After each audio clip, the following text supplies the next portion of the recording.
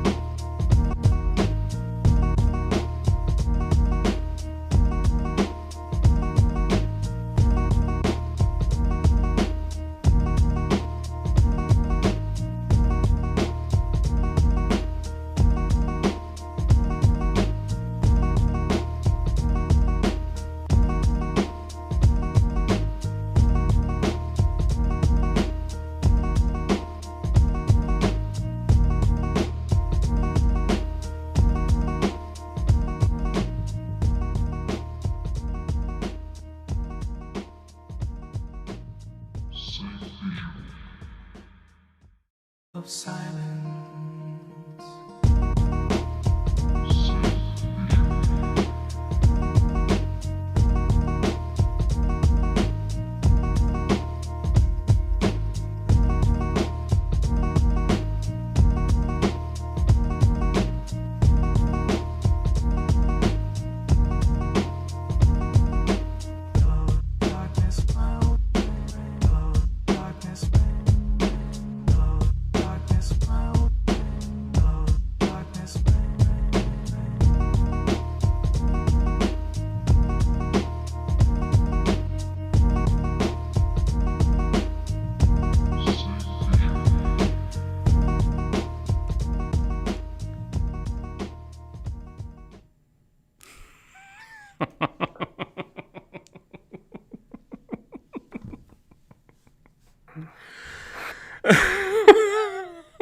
I was not prepared for the image I was greeted with in the stream window. Shadon, head in hands,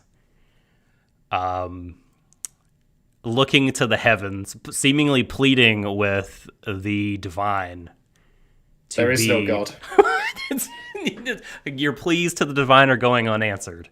All I got was the voicemail. Hello, friends. Welcome, ladies, gentlemen, and envies, to a very special, or infinite, perhaps, Warui Deshou podcast. Warui Deshou, meaning it's probably bad in Japanese because we're a bad podcast. And today, that moniker rings truer than ever because the content we will be reviewing is also very, very bad. I'm the subtle doctor, the American among us, if you couldn't tell. And to your left, And my east, I think, is my very best buddy, lifelong pod partner in crime, guiltiest gear, chromiest dome, Shadon. Good evening, ladies, gentlemen, MBs. In order to get through today, I have brought along a little bit of help. I call this the Big Chuggus. Okay, all right. The Big Six Chuggus. five- The Big Chuggus, yes. 6.5% beer. It may not be enough, though. No way. with No, how it's not. It's definitely not. especially with how we've structured this upcoming stream and the order in which we will discuss things, which in turn Doc will elaborate on in a moment. But I think this was my idea, if I recall correctly. I remember you and I discussing, like, off stream at some point, like, we've got a gap week. Why don't we do something? And then it was suggested, hey, let's watch a bad show. And then I think I might have, gone a little further and said, let's watch all the bad shows. Classic, says something, looks around the room and sees everyone unperturbed, and then steps over the line really hard and says something absurd. Yes.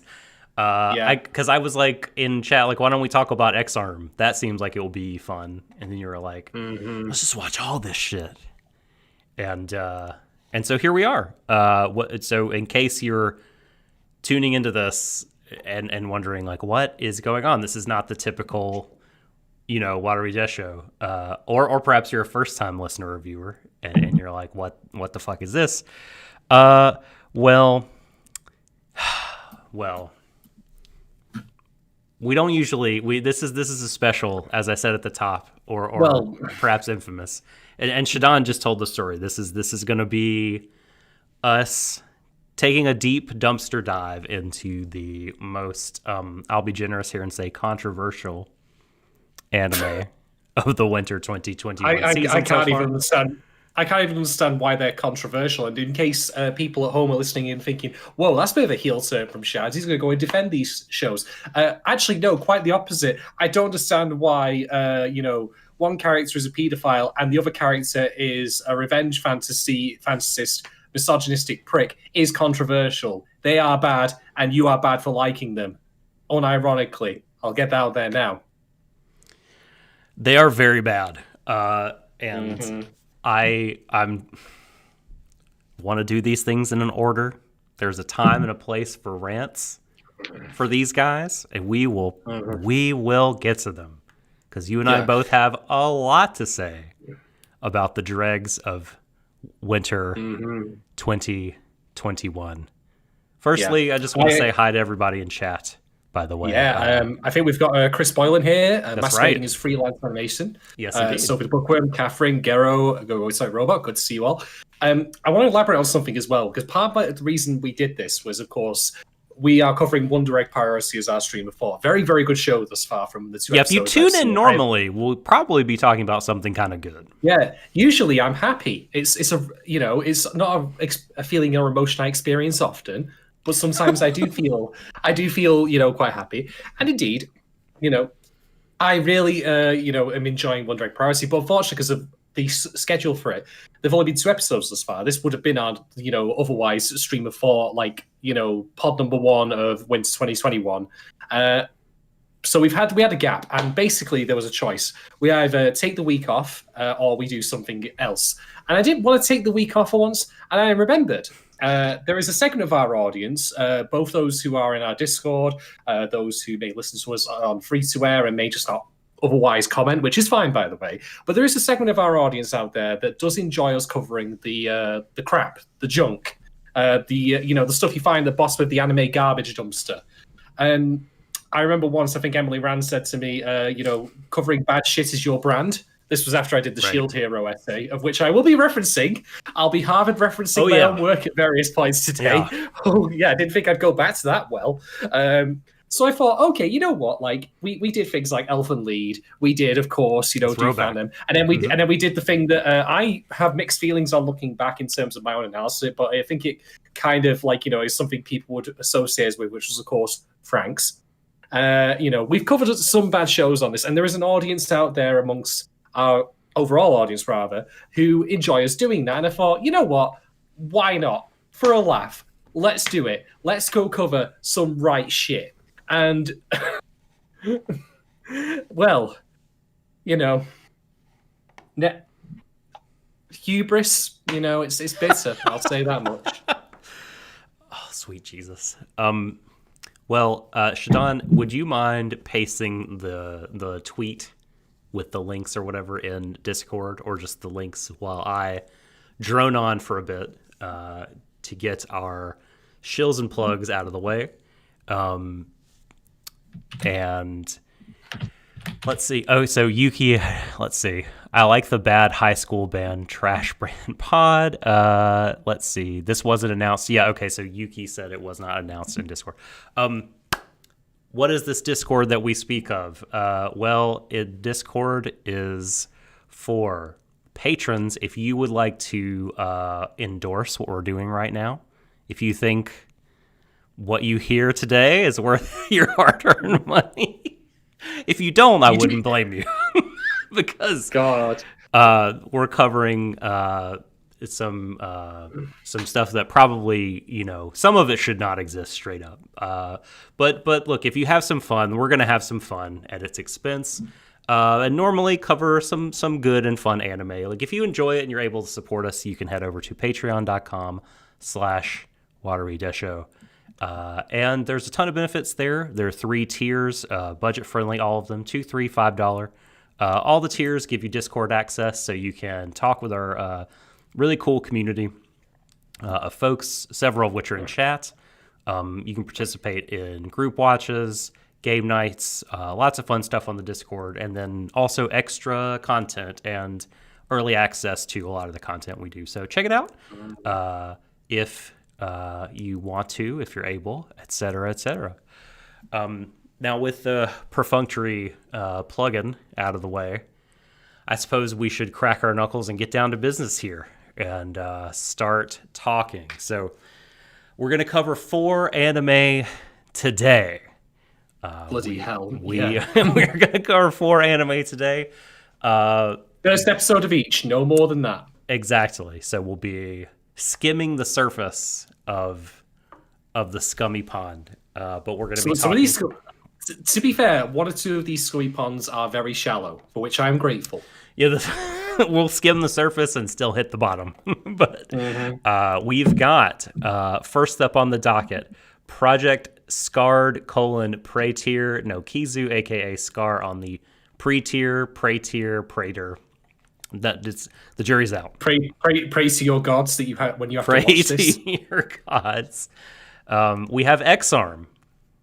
Then we're going to be talking about Mushoku Tensei : Isekai Itara Honkidasu, aka Jobless Reincarnation. And finally, I'm not even going to bother with the Japanese. It's Redo of a Healer.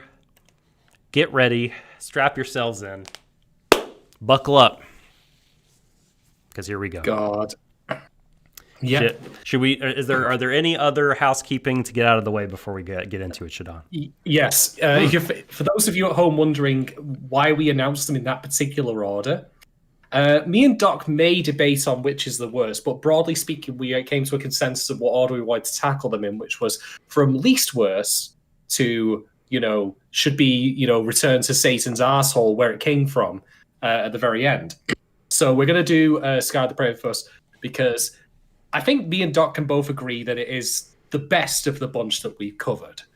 And then conversely, when we get to Jobless Reincarnation, a thing that I hope the creator of the work goes through at some point, in terms of losing their job, quit their day job, start fresh, and Redo of a Healer, where they should have just redone the entire anime from scratch, or at least the concept of it. I mean, we're just gonna go through them in order. We'll start with Scar the Prayer anyway. All right. Yeah, might as well just dive into it. I mean, this is not like a regular stream of thought. There is not going to be much structure to it beyond just we're going to say what's on our mind, and eventually we'll agree. We're done with this. We're done with this show. We'll move on to the next, and hopefully by the end of it, I won't be like gargling on the floor, just starting sticking tongues or something like that. We won't be like the fucking protagonist in Redo of a Healer in the woods, fucking rolling around in his own froth, doing drugs. We'll try to avoid that ending of things. But God, that was the best part of that episode, doing drugs on the floor of the woods. What in God's name? It's what any reasonable person would do after watching the show. Exactly. Okay. The Go Hands one is how Scar on the Praetor is colloquially known, I believe. The Go Hands one. Somehow not the worst. Yeah, I did. I kind of predicted that, or sort of predicted that as I got through the other shows because I knew how bad they were. And then we get to Scar the Praetor, which I think we may try and provide a plot summary of, but honestly, I don't even know. But look, right, if you've been a part of our Discord, we do like anime samples and group watches, and I think a couple of us got together once and watched the first episode of Handshakers. And I want to be clear on something from the outset, because this will frame a lot of my discussion later, which is, for some people, animation quality triumphs all. Right. Or rather, it is enough for them to overlook glaring flaws in the scripts or characters of a show. And to those people, I say, I disagree, but that's your prerogative, that is your right, and I respect that. For example, I think Caniper Effect, who's quite well respected, and I've still got a lot of time for him, is actually recognizes that there are problems with, for example, with Mushoku Tensei, which we'll talk about later, but he was rightly impressed by the quality of the animation in that show, which I am too, but obviously it's about Scar. So point being though, I will generally be of the opposite mindset, where if the script is crap or it's actually outright offensive, I don't care how good it looks, that's too much for me to cope with.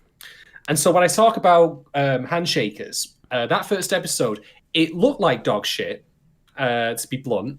And on top of that, it featured some awful, heinous, misogynistic shit with a guy literally standing on a woman's, to try and get her to do something. It was quite crass, to be honest. Really?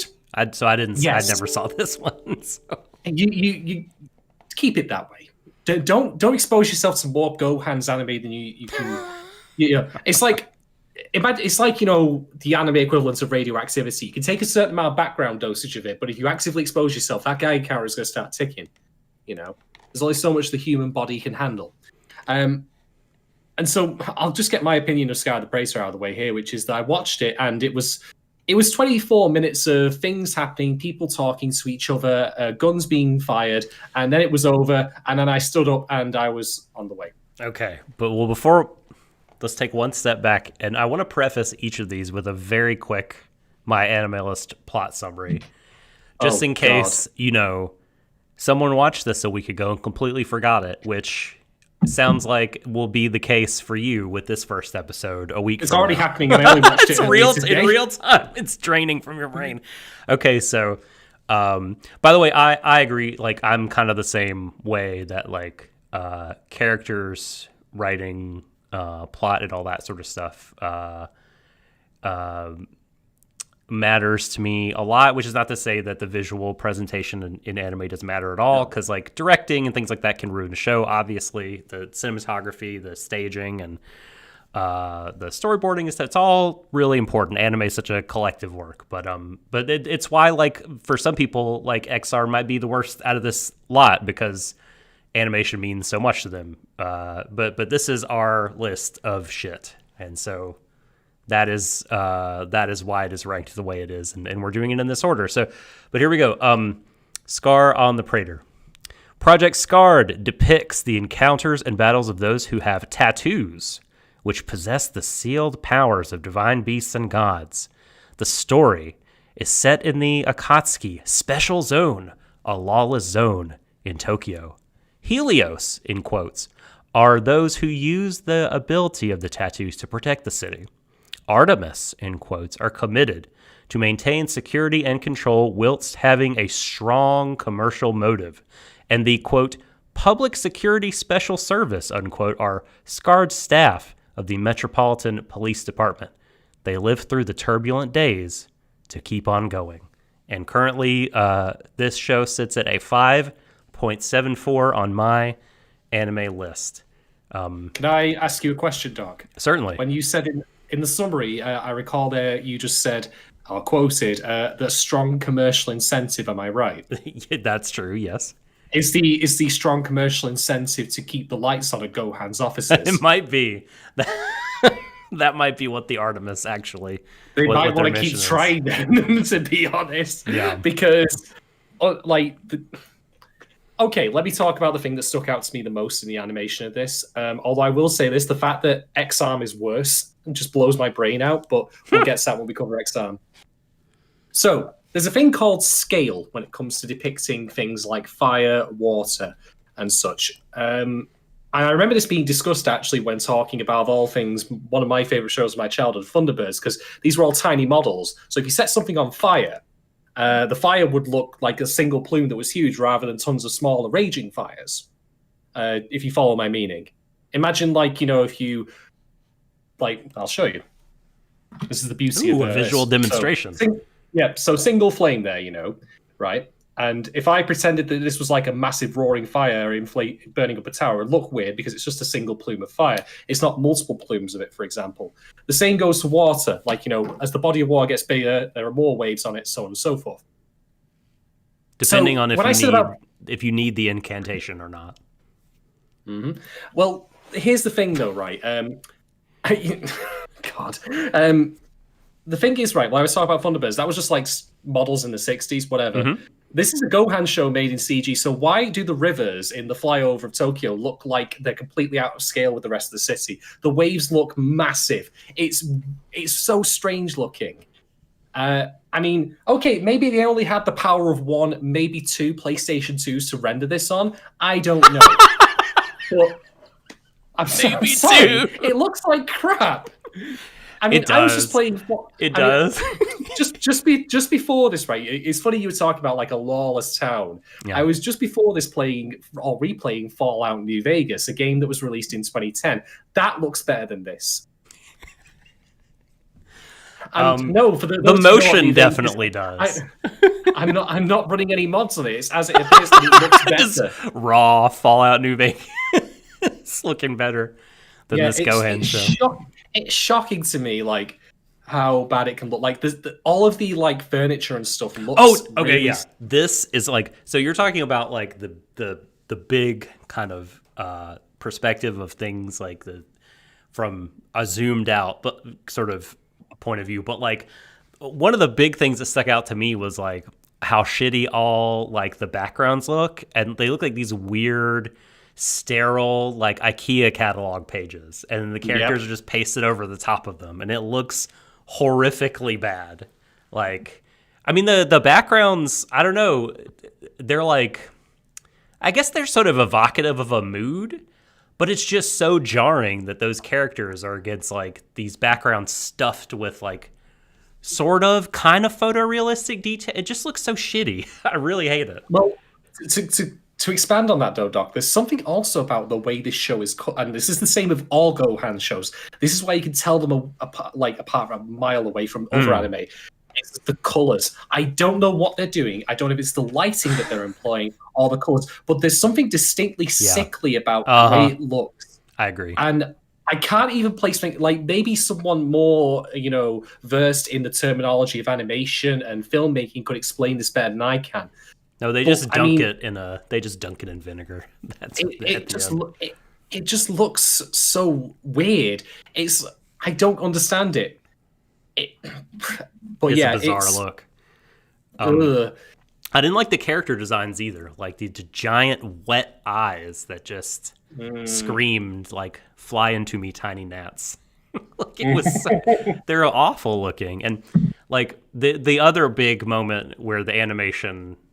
If we're going to talk about the visuals here, the moment where I had to pause it and just be what in God's name, was when the lone Artemis, I don't even know her name. I don't even know if she said her name, but she's an Artemis, right? She walks onto the screen when these two other guys are chatting.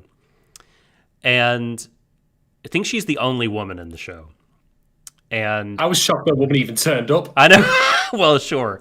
But when she walks onto the screen, did it hit you like it was like the lower half of her body was animated and her legs were, moving as legs ought to do or whatever across a surface that's not really there again because they're just pasted on these weird backgrounds.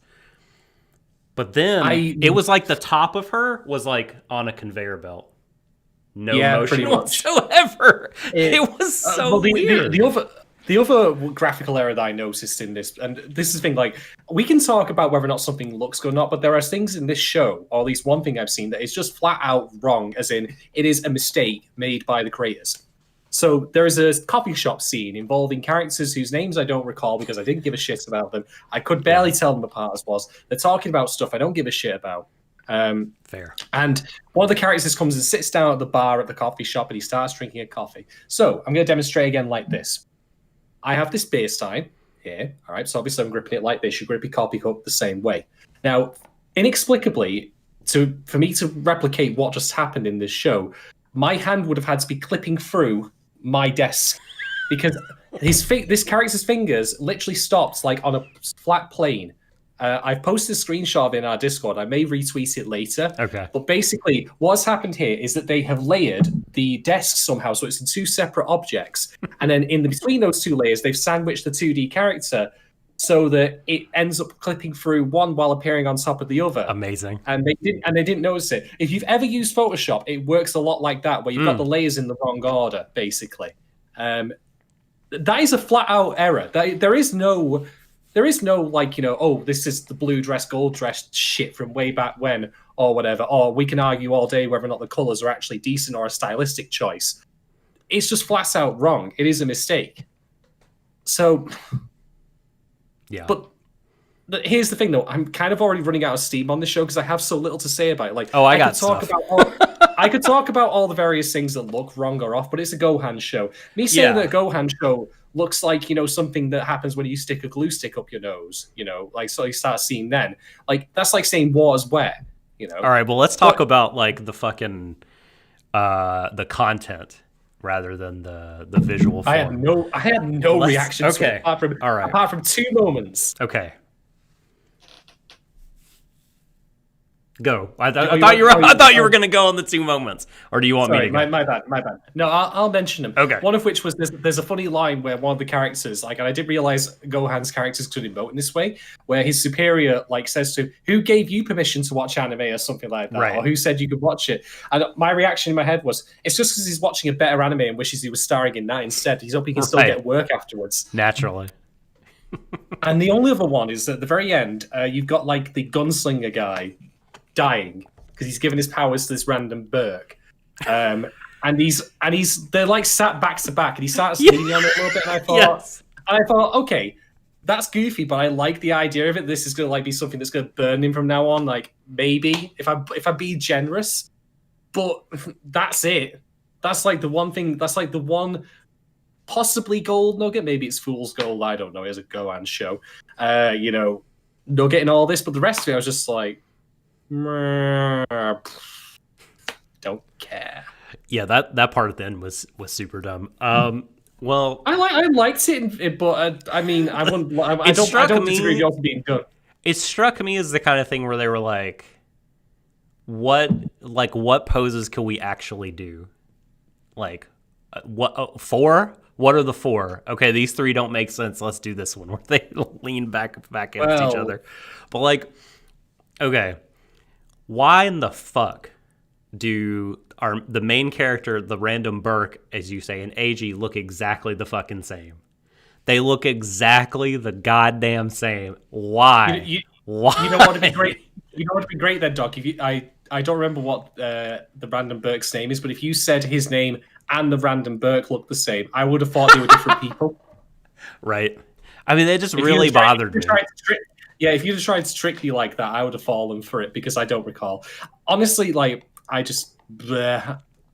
got no reaction to it. It really bothered me, like, through the whole episode. Like, why did it? God. But and I watched this after I watched the other shows we were watching. So when AG was like, oh, it's a fan of mine, pointed a gun at the MC and said, I'll give you an autograph in exchange for the kid. I was like, no, not again. Not again. We're not doing this again. But luckily, he was just trying to save the kid. But I'll tell you the thing that makes that made the entire show feel brain dead. Was like the main character's the fucking dumbass. Like, why would he take a sniper bullet for someone impervious to bullets? I mean, he would have had no way of knowing that it actually this one time was a bullet that could have hurt. Exactly. I mean, like later he's like, "Oh, it's a magic bullet. Like it kills." Dude didn't know. Okay. He didn't know. You know what he knew at the time? He knew bullets kind of hurt the guy, not enough to where actually he wouldn't be a smiling jackass, but they hurt him. And B, they don't kill him ever. So why in God's name would he take a bullet for this guy? What an idiot! All right. I'll be fair here, right? And I know that sounds strange talking about a Gohan show and saying that I'll give it some credence. I think the intent was that it wasn't that, you know, like the actual like mechanics of it, which is these immune to bullets and all that. Like, I think it was just that literally he liked him enough that he wanted, like, it just felt like an autonomous reaction. Like he wasn't yet thinking through, like, you only have a split second, that kind of thing. But here's the thing, right? That doesn't make it less dumb in my opinion. No. I would only be okay with it if it was something that happened, say, at the end of the show, where they just worked together so long that he stopped thinking of this immune kind of guy. I don't know. Like, I think it could have worked in other circumstances, basically. But as presented, but here's why it doesn't work: is he shouldn't have even been there in the first place. See, it's doubly his fault that the hero of the town got killed. You know, one, because he took a bullet for him, and then AG gave him his powers and died. Two, if his ass would have just taken his brother home and not gotten involved, AG will be fine. He'd be fine. Doc, he's impervious to bullets. But Doc, something has to happen to make the plot start. Oh my God! Like, it doesn't have to make any sense. You know? Well, there's a difference between not making sense and making like anti-sense. Just like really just being ridiculous and stupid. But my biggest problem with this episode is it dragged. It felt like 3 episodes. Like I was like, man, is this almost over? And it's like 9 minutes have gone by. I'm just like, oh. Mm-hmm.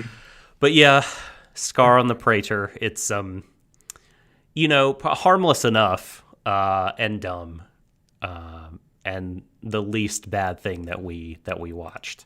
If we had to rate it, I'm going to suggest we rate them as we go. Okay. Like I would give this. If I had to go, I have to go up to I'll use a 5 scale. I'll give it 2.5 out of 5. It was absolutely middle of the road for me. It looked like crap. Mm-hmm. The story did not engage me. It's just the government it's Guilty Crown all over again, basically. It kind of is. Yeah, it kind of is, isn't it? Now, when I say it like that, it's Guilty Crown again.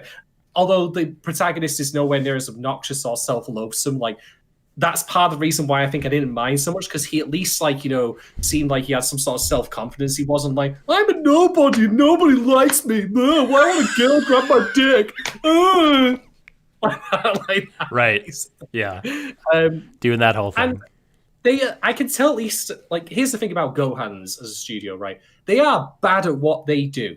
Make no mistake. Mm-hmm. But I get the distinct sense that they are trying. They're getting better. No, not even getting better. I get the impression that they are. Watch out, Bones. Watch out, Orange. Shaking in your boots. God. Kyo Annie. Oh, no.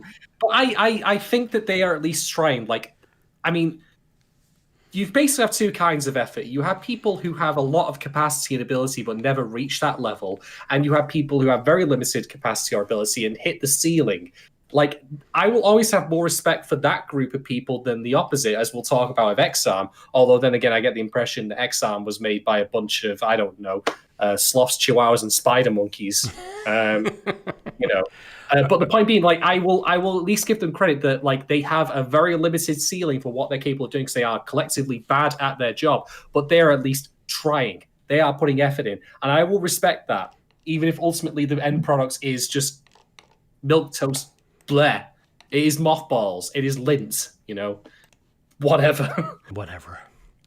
And it's not, and at least compared to Handshakers, it's also not like, oh, I'm gonna like step on a woman. You know? Yeah, That's an improvement. I will credit them that. They did leave out a lot of those aspects, which is why I say it seems harmless enough, and I'll give it 2.25 stars.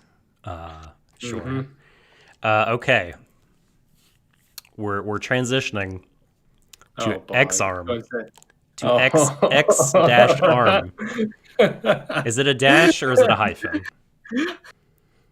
Punctuation's important. I wish the show was hyphenated. Yeah, you're right. Made you want to dash away from your television. X-Arm was made by something called Visual Flight. And I'm sorry. Can I stop you there? When you said something like Visual Flight, I thought you were talking about like a Google algorithm or something, because that's the only way I can see this. What if it probably is? Yeah. It's probably on someone's hard drive. So Fuck me.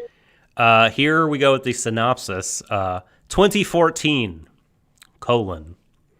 Akira Natsume seems to almost have a phobia of electrical devices, while also, I guess the electrical devices, so just like toasters and blenders? Anyway, while also being very good at diagnosing them. He resolves to change himself for the better and get a girlfriend like his older brother did. But then Akira suddenly dies in an accident. 16 and he gets reincarnated as a baby. What? He gets reincarnated as a baby because he dies in a truck accident. Wrong one, right? Oh, shit. I think my show's crossed over. Oh, no. No, in this one, 16 years later, a special policewoman and her android partner retrieve and activate a highly advanced AI and superweapon called X-Arm and put it into full control of their ship as a last resort. Turns out the AI is actually just Akira's brain. This currently has a 2 points. That's so fucked. This currently has a 2.24 on Mal, which I feel is too low. This is not as bad as all that, in my opinion. It's still very bad, but like it's not 3.5 whole points worse than Scar on the Praetor. Agree or disagree? No. All right. Okay. Let's talk about Crunchyroll for a moment. Let's talk about Crunchyroll. So, I think we can all agree on record that Warui Deshou wants to support financing anime. We want to finance people. Hell, we contribute a slice of our Patreon revenue every month to what was the Anime Dormitory project. Now it's the new anime project. I can't remember the exact name. Yeah, well, those coexist. So the same person is in charge of getting funding for the Animators Dormitory and the new anime making system or system making price. It's the one where they're trying to make their own studio with better pay, better working conditions, and all that from the ground up. Yep, pretty much. So in turn, my philosophy is I want to legally pay for the anime that I get in whatever circumstances I can. Because going back to when I used to self-publish books way back when, this was a lifetime ago, my perspective was, if I'm a published author, I want people to pay me for my works, you know? And so I in turn thought, well, that would, if I want that, I can't, be a hypocrite and not apply that philosophy elsewhere where applicable. So I subscribed to Crunchyroll, and then Crunchyroll started doing something. They started financing shows and material, which I found questionable in various ways. Because, here's the thing, when you subscribe to, say, Netflix, right? If Netflix has material you're after, stay subscribed, keep watching it. If it doesn't, unsubscribe. It's like you and I have said before, Doc. If you want to protest, financing a company that makes material you're no longer interested in, unsubscribe. Vote with your wallet, so to speak, Right. It's like when people were giving shit for example, to Franks, I said, well, you know what? Don't give shit to the voice actors or actresses. Just stop watching the show. I just want to say that Yukinon in chat said, there goes the Crunchyroll sponsorship. Yep. Oh, kissing goodbye. Oh my God! All those. Sorry, Nate Miles. all those Crunchyroll subs. I know those free 7-day trials that we. Oh no! Well, and then just as the AOL trial discs of the internet. It's true. just as a point of order, So like Crunchyroll has been, and along with Funimation, have been like in production committees in Japan for a while. I don't know exactly how long. Like the first one I remember consciously going like, "Oh, Crunchyroll helped work on this." Was I think it was Dimension W. Maybe that was Funimation. But anyway, like for 5 or 6 years, I mean, I've known they were doing this, but like it's very recently that they started like really touting this label. Maybe because they got more kind of clout in certain production committees because they brought more financial clout to the table. They started doing, okay, here's Crunchyroll Originals, right? Like we're putting our name on Front Street on this, so you know that we made this show about slavery. Yeah. So yeah, that started to happen, and you unsubbed. Yep. Well, I didn't unsub after Shield Hero came out because they were still putting out other material that I liked. I thought, on balance, I actually wrestled with this for a while. I thought, on balance, I'll keep supporting them. But eventually, it got to the point where they kept making more and more stuff that I was like, I got the impression they were pivoting towards like their unique offering, their unique selling point being, we commission our own works, and you won't get them on Funimation. Right. So I thought, okay, what works are you making? You made Tower of God. Don't give a shit. Yeah. Didn't care about that one bit. Didn't even touch it. And then I thought, okay, look, Funimation is trying to get shows on there that are not available on Crunchyroll. So you go where the content is, what you want. I don't like Funimation as a company, to be quite honest. But between them and, we're going to make stuff that actively, endorses slavery and just general misogyny and treating people like shit, and also just generally not producing good content originally, period, versus Funimation, like, I'll go with them. And lo and behold, was my decision making rewarded, because now they produced X-Arm, a Crunchyroll original that is utterly fucking embarrassing. I mean, you mentioned Miles before, and I mean no disrespect to the chap, but I feel sorry for him. Can you imagine him having to promote and defend this absolute waste of time?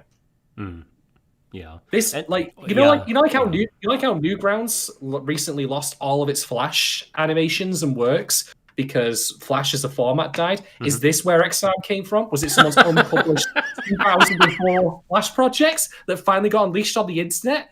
Like, I have no clue. But definitely. This is one of the most limp-dicked anime in terms of animation I've ever seen. It is crap. So Yuki sticking up for the Crunchyroll originals in chat by saying Inspector was fun. And to be fair, I mean, it's not like we've seen every Crunchyroll original. And Funimation licenses some dog shit that we're about to talk about later also. So, I mean, they're all bad. Everyone is bad. There are no good ones among us. I Dive 2, actually, as well. Yeah, right? So, yeah. Oh, my God. So okay. It's... that's not a bad way of describing it, I believe. Limp dick. I think that's kind of apt. In terms of the animation.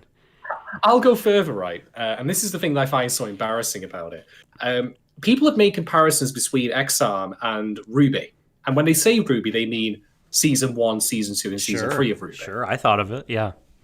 Yeah. Now, here's the thing that I'm going to point out. One, Ruby was originally released, from my memory, in 2013. That is 7 years ago. So you have the time gap. That recent? I thought it was even older than that, but I could be mistaken. Still, though, that's 7 years of difference here. So when the comparisons are made, you've got to take into account the time gap. Two, at the time, as I understand it, Rooster Teeth was still a relatively small studio. Yes. They were relying on their own personal hires, like Monsoon, rest in peace, to do their work. They were still not really a professional company, as I understood it. They weren't certainly at the scale they are now. So I am willing to cut Ruby a lot more slack in terms of its animation faults than I am with X-Arm. Partly because of the years that have passed since then. It's just an algorithm. But it's just an algorithm doing the animation. It really it's just a visual flight. The only credit they have on Mal, and Mal is really confusing sometimes, because if you click on a studio, you see not just the things that the studio was in charge of, you see everything they even did in betweening for, and there's no distinction that it's just everything that they've ever touched. It's just a glob of stuff. Visual Flight only has the lone entry X-Arm.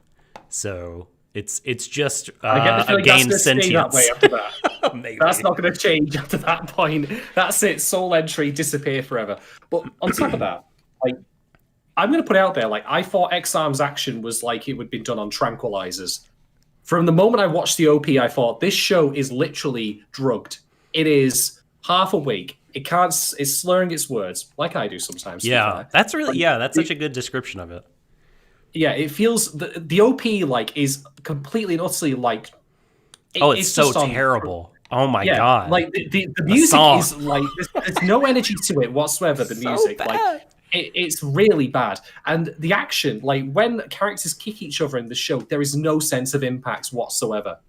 Like it's awful. It's like watching Taekwondo students practice, except they're like fresh day one. You know, they've got no clue what they're fucking doing. And it's really like watching the thing I thought of was that because I think this show is anime, I guess I may have to kind of admit that Thunderbolt Fantasy is anime, because this felt like limp marionettes like going around the screen. It's like it was very puppety. I'm very glad that you finally admitted that, Thross. You at last finally can go to heaven when you die. Yeah, but the other thing I want to mention as well is the Ruby comparisons. Like, whatever you want to say about Ruby Episode 1, apart from the fact that it's also, as H. Bomber Guy's video pointed out, kind of a shameless rip-off of, the opening of the Cowboy Bebop movie. Whoops, in terms of, like, robbing a store and all that. Right. The action in that was good, because Monteune was a legendarily fucking great animator. Yeah. Like, the action pops in that episode. Good choreography, yeah. Great. Yeah, there is no good action in X-Arm, period. None of it is good. None of it has any kinetic energy. None of it has any flow. None of it has any verb. There's nothing to it. It is lame. There's no registered impacts. Like, I have seen better things made in Source Filmmaker by people who, were on LSD at the time. Well, that's an advantage. So I didn't hate it. I guess I didn't hate it as much as you did. It has a sort of the same kind of thing going on as Scar in terms of like the background's relationship to the characters, except the backgrounds are even worse because they're just incredibly bland. It's just like, the PS2 joke is evergreen, but seriously, it just is these basic ass polygonal backgrounds with nothing going on, very low texture, flat looking. And the characters interacting with them, it just seems like they're all kind of floating in space. They can't emote either for shit. No, they don't smile, they don't blink. But some of the let me demonstrate Akira, the lead character, talking before he dies. The mouths. The mouths look so stupid. I mean, we talked about marionettes before, and honestly, the Thunderbolt Fantasy and indeed Thunderbird's marionettes emote better than this, and they are made of wood. They are literally wooden performers. When people talk about acting being wooden, that is literal. Fuck's sake. And like, even though, like, having said all that, like, I didn't hate the action as much as you did. I mean, it was mostly bad. But there were one or two moments where I was like, oh, that was cool. Like, when Alma was, like, breakdance fighting and shooting while spinning on her head and stuff. I was like, okay, I mean, that's kind of neat. Like, it was executed very poorly. Very poorly. But I was like, that's a neat idea and could be cool. I get sort of maybe hints at cool, but it could be cool if it was fully realized. So that's why I hated this sort of less than the last show, than the Gohan's one. Because, like, yeah, I mean, even like overall as a package, it's probably worse, but like I think it maybe peaked higher, like in terms of like, oh, well, that's not the worst thing of it. That looks okay. But there was a lot of stupid shit about this show, like the villain who looks like a cross between early Steven Seagal and Bato from Ghost in the Shell. It would have been appropriate if he was Steven Seagal, given he was on a ship, though. That's true. That's true. That's true. He was like super dumb and generic. The fact that like Akira is generic. Like name something unique or distinct. I know. Well, Alma's pretty generic. No, Alma, aka what's her face from Discount Persona 3. Discount Makoto's Kusanagi. Yeah. Yeah, got her a dollar store, didn't you? What's her name? What is her? Why can I not think of the android from Persona 3? Abiagus. Thank you. I was thinking Arliss for some. No, it's Aegis. Yes, I mean very just like. Well, she wasn't quite as like I am a robot. What is the human emotion? She was at least like, hey, like I'm on the level, and we're standing around naked, bathed in light, but hurry up and get inside me. That was my favorite part where I died, where she was like, So at that point, Akira had gone full IG-88 and had taken over, his brain had taken over the whole ship, right? And bad things were going to happen. So Alma's like, take me over too. And she's, quote, take control of my body. Quote, hurry up and get inside me. And I just, I died because they knew what they were doing. And it made me laugh. What can I say? Jesus Christ.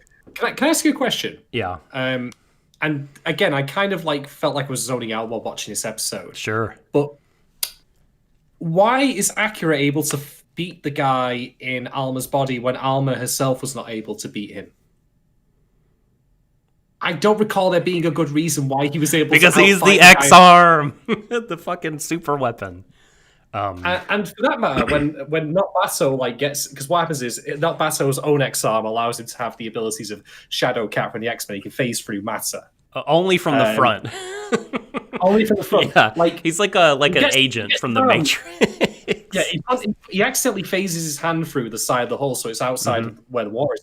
What is the big deal about him just simply not taking his arm out? Because he can't. He has to step backwards, but he can't. He can't step backwards to do it. He just needs to step backwards. I know, but if he goes forwards, he'll go in the ocean. Oh no! I mean, it's a boat. It can't be that deep. Well, because it was in a cruiser, like a cruise ship. Because if he goes through the wall, like that was the outer wall, so he'd fall to the ocean. Maybe he can't swim, and that was an important detail that they left out. But yeah. And, yeah, that's why Akira wins. He spots this fundamental weakness, which is stupid.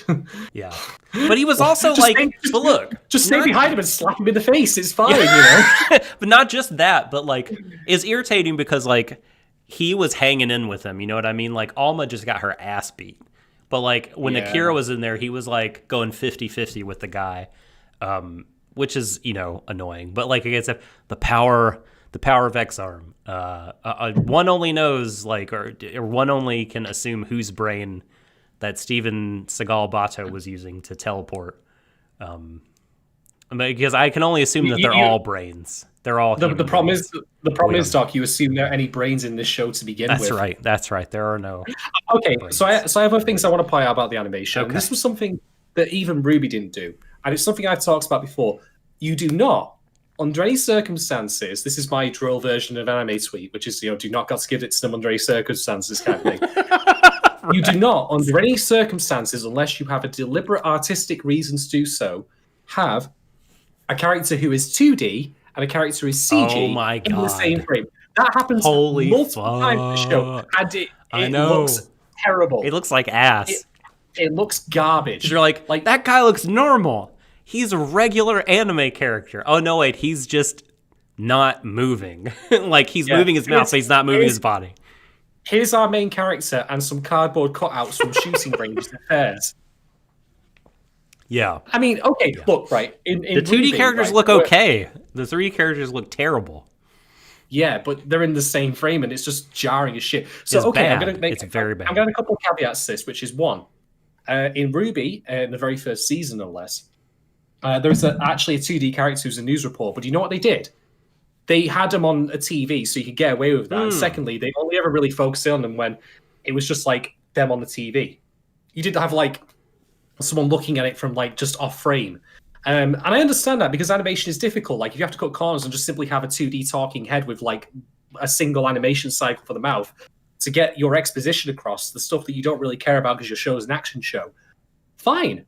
I'm totally cool with that. That's good. That's efficient and economical animation. Cool.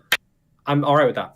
2, I said before about the idea of artistic intent, and I remember mentioning this to you when we discussed Cardo, where I said, okay, all these characters are 3D, it looks really stiff. Why did they do something where the characters were 2D, and then after they went into Cardo, they came back out and they look 3D? Like, you can, I'm not saying that you should never do it, but if you are wanting to have that uncanny valley effect where some characters are CG and some are 2D, use it for a legitimate storytelling purpose. Use their otherness, their weirdness, the uncanny valley thing, to your advantage as a storyteller. Do you want to know why Akira's 3D while the rest of his fellow classmates aren't? Because this is a company who hired, like, you know, an IT support group to do the storyboards for the second episode. That's actually something that happened. That's really like, unbelievable. I've joked before about like using the janitor to do animation, and they literally just went nearly one notch above. I cannot believe this. That is a shame. That is very sad.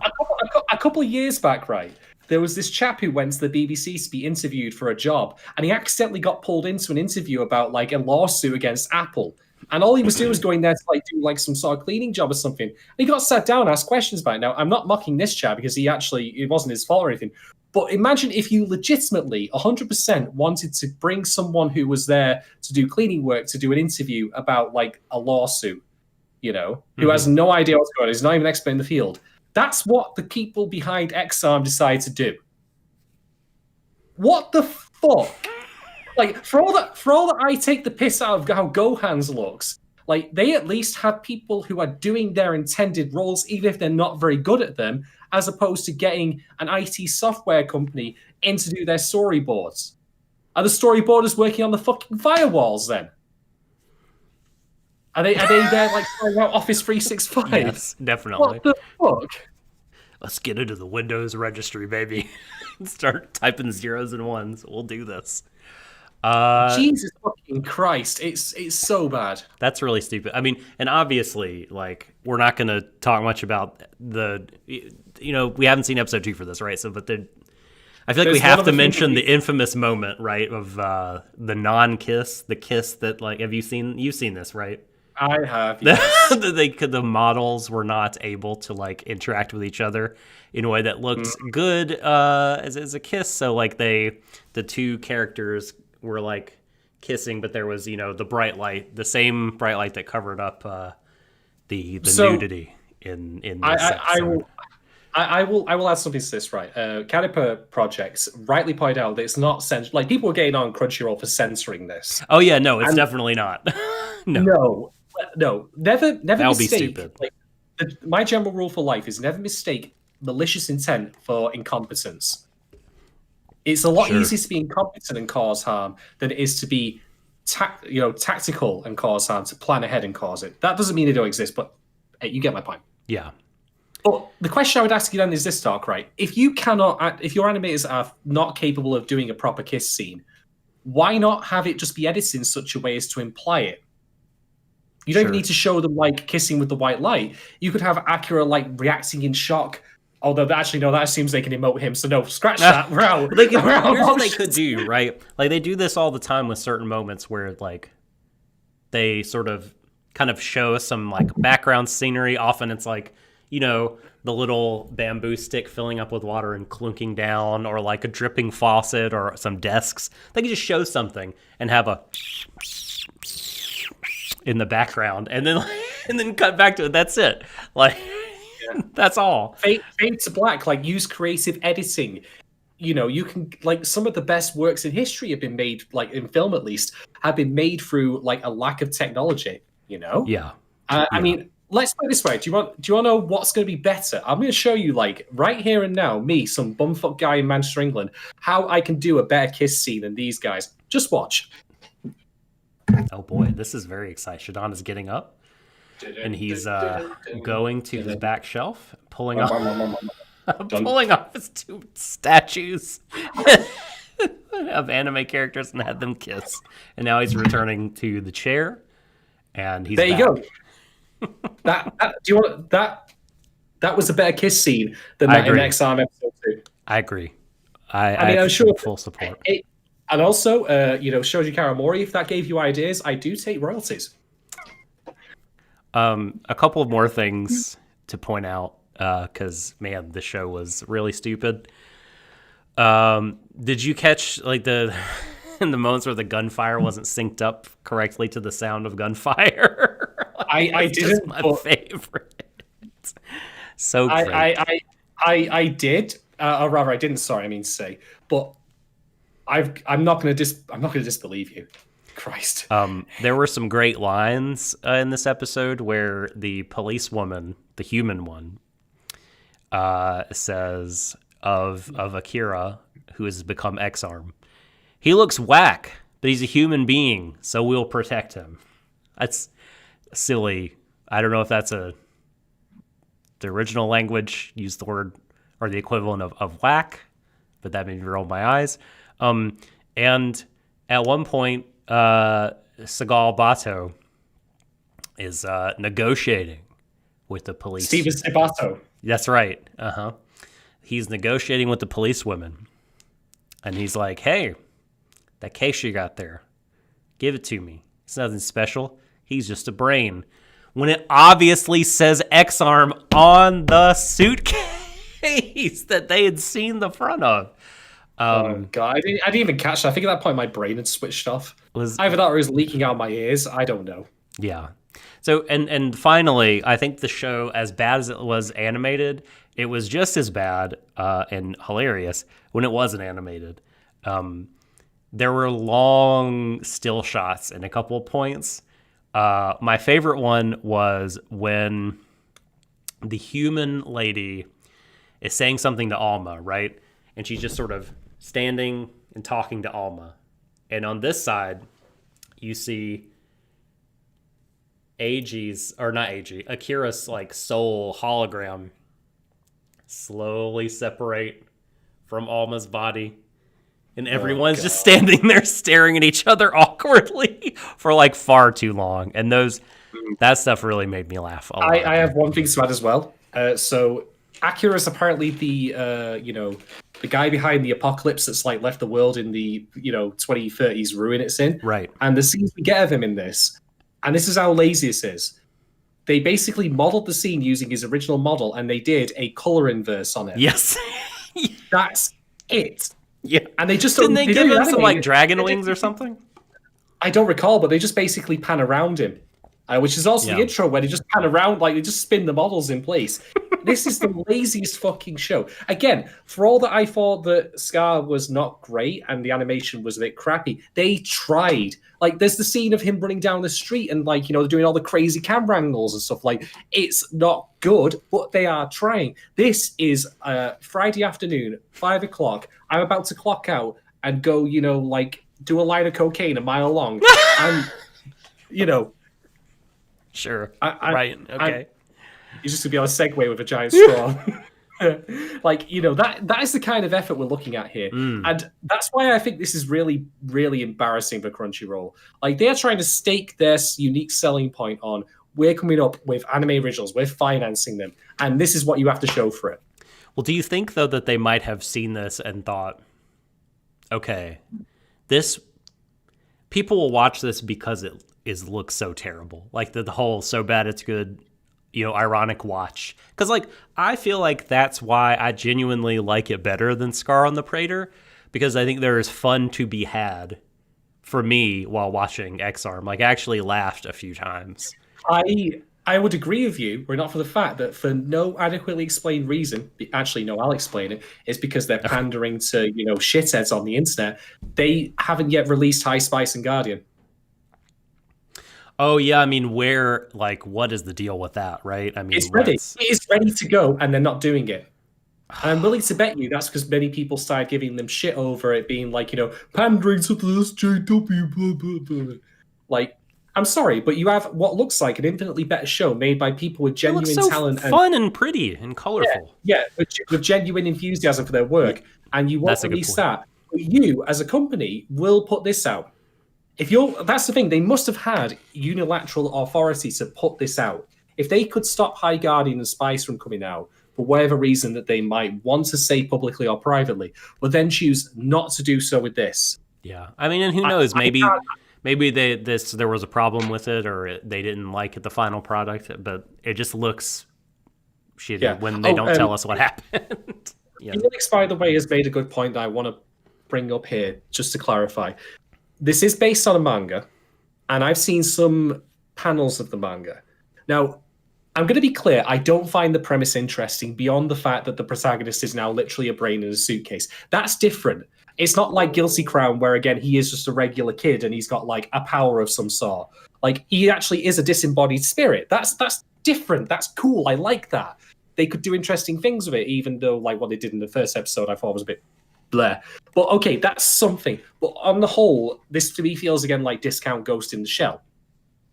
Sure. However, that doesn't automatically make it bad. Inspiration, like, and borrowing from works is not a problem in of itself. And from what I've seen of the manga panels, like, if, for example, where he's tossing the rice in the pan, Dude. or the kiss scene.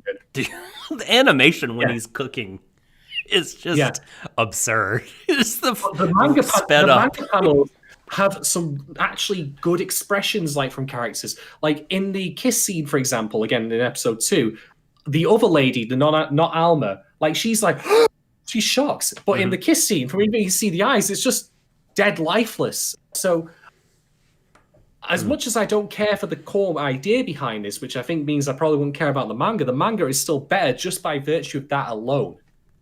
Yeah. Yeah, okay. Any final thoughts on X-Arm? Crunchyroll should stop giving money away to people who don't deserve it. Just lighting it on fire. But no, I mean, actually, yes, they really should. And can we just have Miles just, like, putting all the money that would be going out for that particular, like, year to, like, Crunchyroll originals in the big, like, Joker, like, Dark Knight pile, and just have him slide down it and set it on fire. So I feel like it's not the worst. Like, this is not the worst. Like, if they instead gave it to, like, a middling show or that was sort of competent but sort of bland, like, I feel like this is probably going to do better for them than something like that. So maybe it's not the worst business strategy ever, as cynical as that is. Okay. Mushoku Tensei Jobless Reincarnation. May I plead for a quick break before we get into the final bit? Because, oh boy, we are, like, just to give you a preview, right? I obviously had a lot of nasty things to say about X-Arm. I didn't care for Scar of the Prey, sorry, even though it was just kind of in the middle. Be ready. The kid gloves are coming off. I'm lighting up the flamethrower. There's going to be bile and vitriol, piss and vinegar coming everywhere. These two shows they both between them look far better than the two shows we've just discussed. But, like any onion, you peel the layers away and these things are rotten underneath. So be ready for that. I need to get more beer. I need a bathroom break. And after that point, Shade on Unchained, let's fucking go. I'm bringing it back again. Hell yeah. We'll be back in a bit, everybody. Cheers.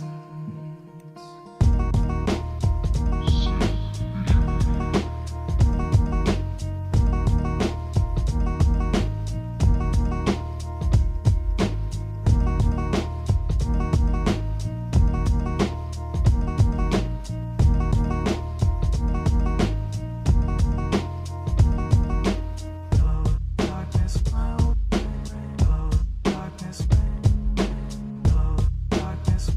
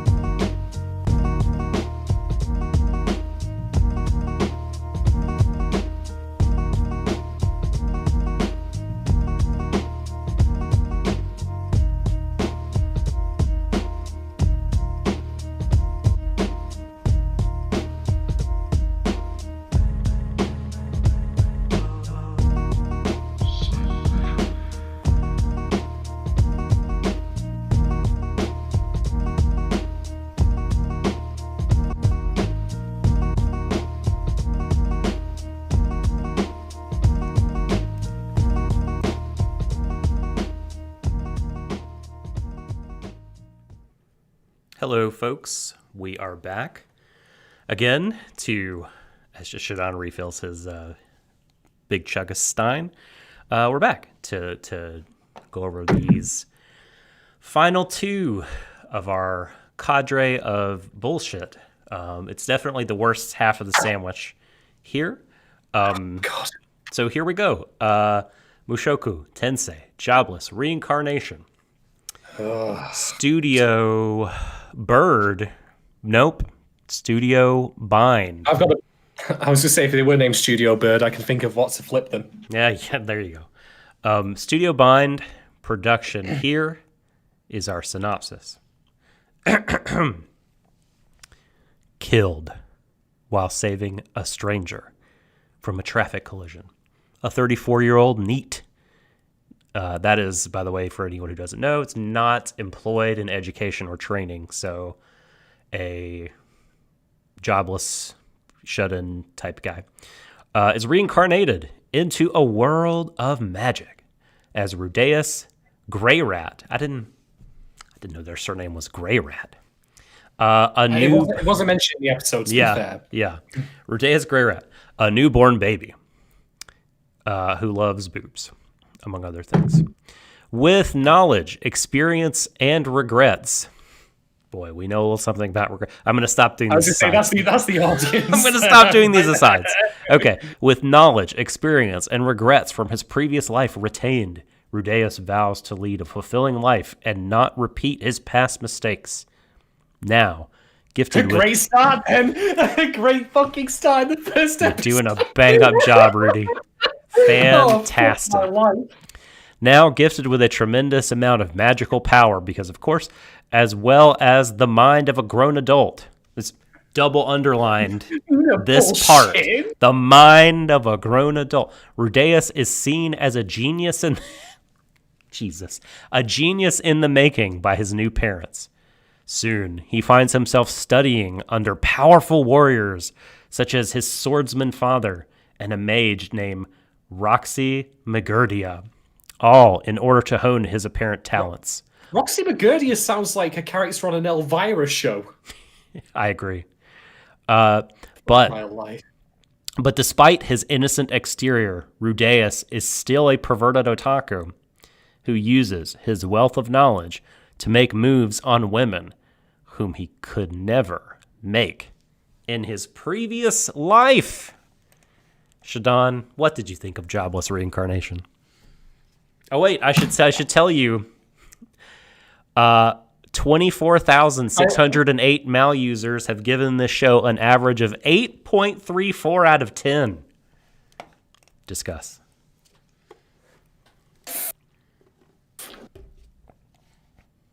Okay. Right. Okay, look, let me get some stuff out here right away. And the first of which, I'm actually going to be complimentary.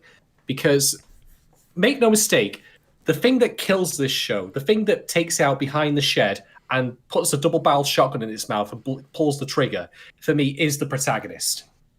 It is as simple as that. Yeah. If you actually, I'm going to put this out here, T-Dog. If you muted the dialogue and turned off the subtitles, I actually think this episode would have actually been quite palpable. Yeah. Yeah, that's an interesting... I know... Oh! That's... Sorry, I forgot. We forgot to rate X-Arm, Shadon. We're doing this all out of order. We're just so ready to get to this garbage. Well, you know what? You know what? Crunchyroll didn't rate X-Arm either because they couldn't watch it before putting it out to the world. So why should I? Why should I do what they didn't? Okay, no. In that case, I will rate X-Arm then. I'm going to give it 2 out of 5. I'll give because it was broadly inoffensive, but it was just such a complete waste of time. It's a complete waste of people's I feel bad for the mangaka in particular because, however, middle of the road their material is, it did not deserve to be pissed on like this. To be quite honest, by the animators. That's a good point. I'm gonna give it 2.5 stars because I had a little bit of fun with it, and I feel like you could do much worse. Speaking of which, continue. Yeah. Okay, so for me, that's the thing that kills this show dead for me. And Lord knows there are people trying to defend this somehow. I don't know how. Actually, no, I know exactly I know how. I've seen it happen. I know exactly how, I know exactly why, but I'll discuss that later because that comes to a deeper problem. But there are things I actually like about this. I mean, when I said before that Canopy Effects rightly pointed out there were things to like about the show, even if there were reprehensible stuff in it, I agree. The animation is great. Like when Rudeus is using water magic, for example, that looks phenomenal. It's really good. When the tree is regrown, when it breaks in the garden, that looks great. Like, it's a very good looking show. Clearly the animators have put a lot of effort into it. It's the best looking of the four we have here today, by far. And no doubt. Again, to finally bring up and first to make reference to it, to reference Shield Hero. For all I didn't like that show, there is a reason there's a lot of entries on Sakuga blog for it, because the animation in that show for a lot of times is legitimately good.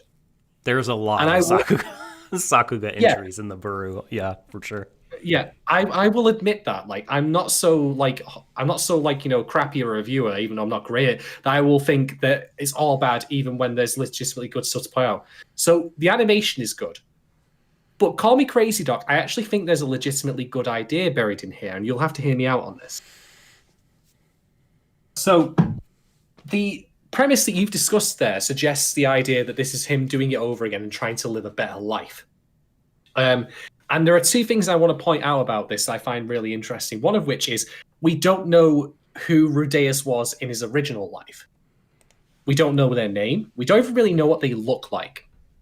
Although certain details were omitted from the anime that were in the original light novel, such as him trying to perv on an underage girl with a camera. A wise move for them to drop that, but why? Judicious.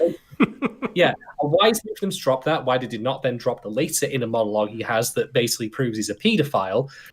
Is beyond me. But we'll get to that later because I'm trying to be positive. She was only in middle school. I'll get to it later. I'll get to it later. Okay. I will. Fucking yeah. All right. But anyway. So firstly, there's that everyman quality to it, which is both a good thing and also a very, very bad thing for reasons I'll explain. Right. Yeah. It's like when we discussed about Academic Drive, like, Swindler was an everyman, and it's the same concept here. Yeah. It's not a specific person. I've complained, like, about Shield here, for example, about how when you do isekai, you have the character coming from another world, and that other world's, like, backstory is pointless. It's an irrelevance. It's completely vestigial. You can cut it out. Well, the reason it exists is because it onboards the audience or the target audience, because it's just lazy storytelling, basically. Mm-hmm. Like, hey, I'm a lonely otaku. This guy's a lonely otaku. We get on, even though there's obviously... He's me. This is me. This is what I would do. Yeah. So that's the first thing that I found neat, in that actually there's a very, like, thinly defined origin story for this character. But it ties into my second point, and I want to ask you a question, Doc. I've been thinking about it since I watched it. Have you ever heard of or played the Ultima series of role-playing games? Oh, definitely heard of them. They're quite foundational, but I have never had the chance to play one. Okay, so here's the thing, right? Ultima's 1, 2, and 3 had an end-game enemy that you had to fight.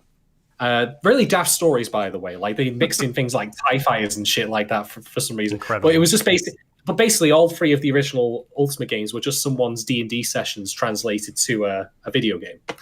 Ultima 4, though, there was no end game villain. It was a journey entirely of self-improvement. You had to learn 9 mantras of, like, self-improvement, things like charity and whatnot.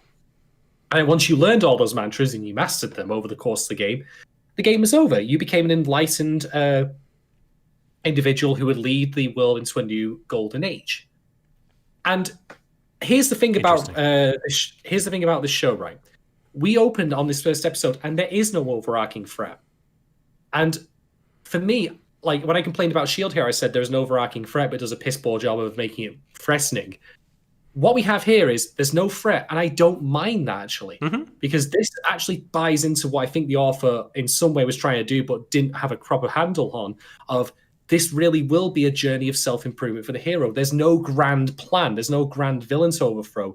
It's going to be a series of situations that they get into where they will learn to be a better person over time in this new world. It is a journey entirely about self-improvement. I think that's a really, really neat idea. You could have that go for up to 500 episodes for all I care, you know.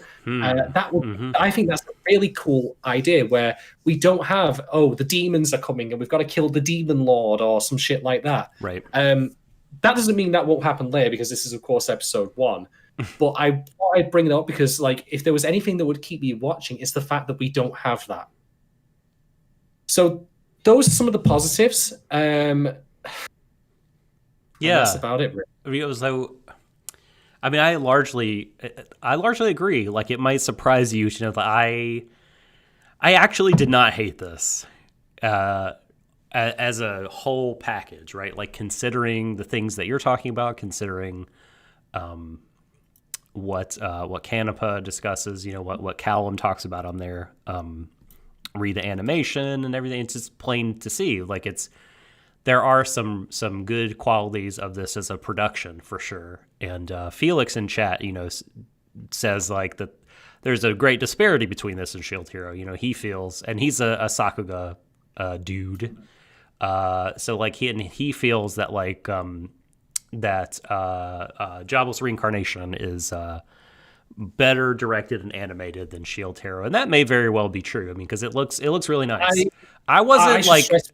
Sorry, go my ahead. references, my comparisons there were more in terms of world building, in terms of scripts, and I also with the sack stuff like like good Sakuga bits, like in the action though. There were. I mean, I like the Iron Maiden attack. I'll admit that. Sure. But maybe that's most. Maybe that's most just it makes me think of Runs to the Hills. I don't know, but anyway. So like, while the animation, like I heard everyone talk up the animation, I think, because everyone in their attempt to be like fair-minded, right? A good faith attempt to be fair-minded wants to highlight the positives of the show. And so everyone talked about how great it looks. So going in, I expected fucking Akira, basically. And it was like, and so the animation didn't sort of bowl me over like it did everybody else. But I thought it was nice. I thought it looked good. It was very pleasant and smooth and well-directed. You know, I like the cast apart from the main character. And like you said, yes, the main character is the torpedo that sinks the ship. And why I think we have to put this in the second half, the worst half of the things we reviewed, because like he's just so deplorable. And it's weird because like you and I know things like you referenced in the light novel that are not in this episode. But now that we know them, it's hard to unknow them. But the thing is, they still kept. If they wanted to keep those things out that were reprehensible about them, they didn't go far enough. Exactly. The talk about, you know, not only does she not have a beard, it looks like her bush isn't even grown in. Oh, and she's a lowly and antisocial, and the greatest qualities of perfection. And it's just oh my God, just so gross. He's drooling over the preteen, young teen magic teacher. But yeah, the rest of the cast I thought was super charming and really in the world was nice. And like you said, as an idea, it's an interesting idea. You know, reincarnate and improve yourself. And I'm sure he'll have to slay some dragons and ogres and stuff like that. But yeah, I mean, I thought that there were positives to take away. There were like, you know, some fun moments. But there was also bullshit in here that really, really took this down quite a number of notches. Yep. And it is indeed all entirely to do with him.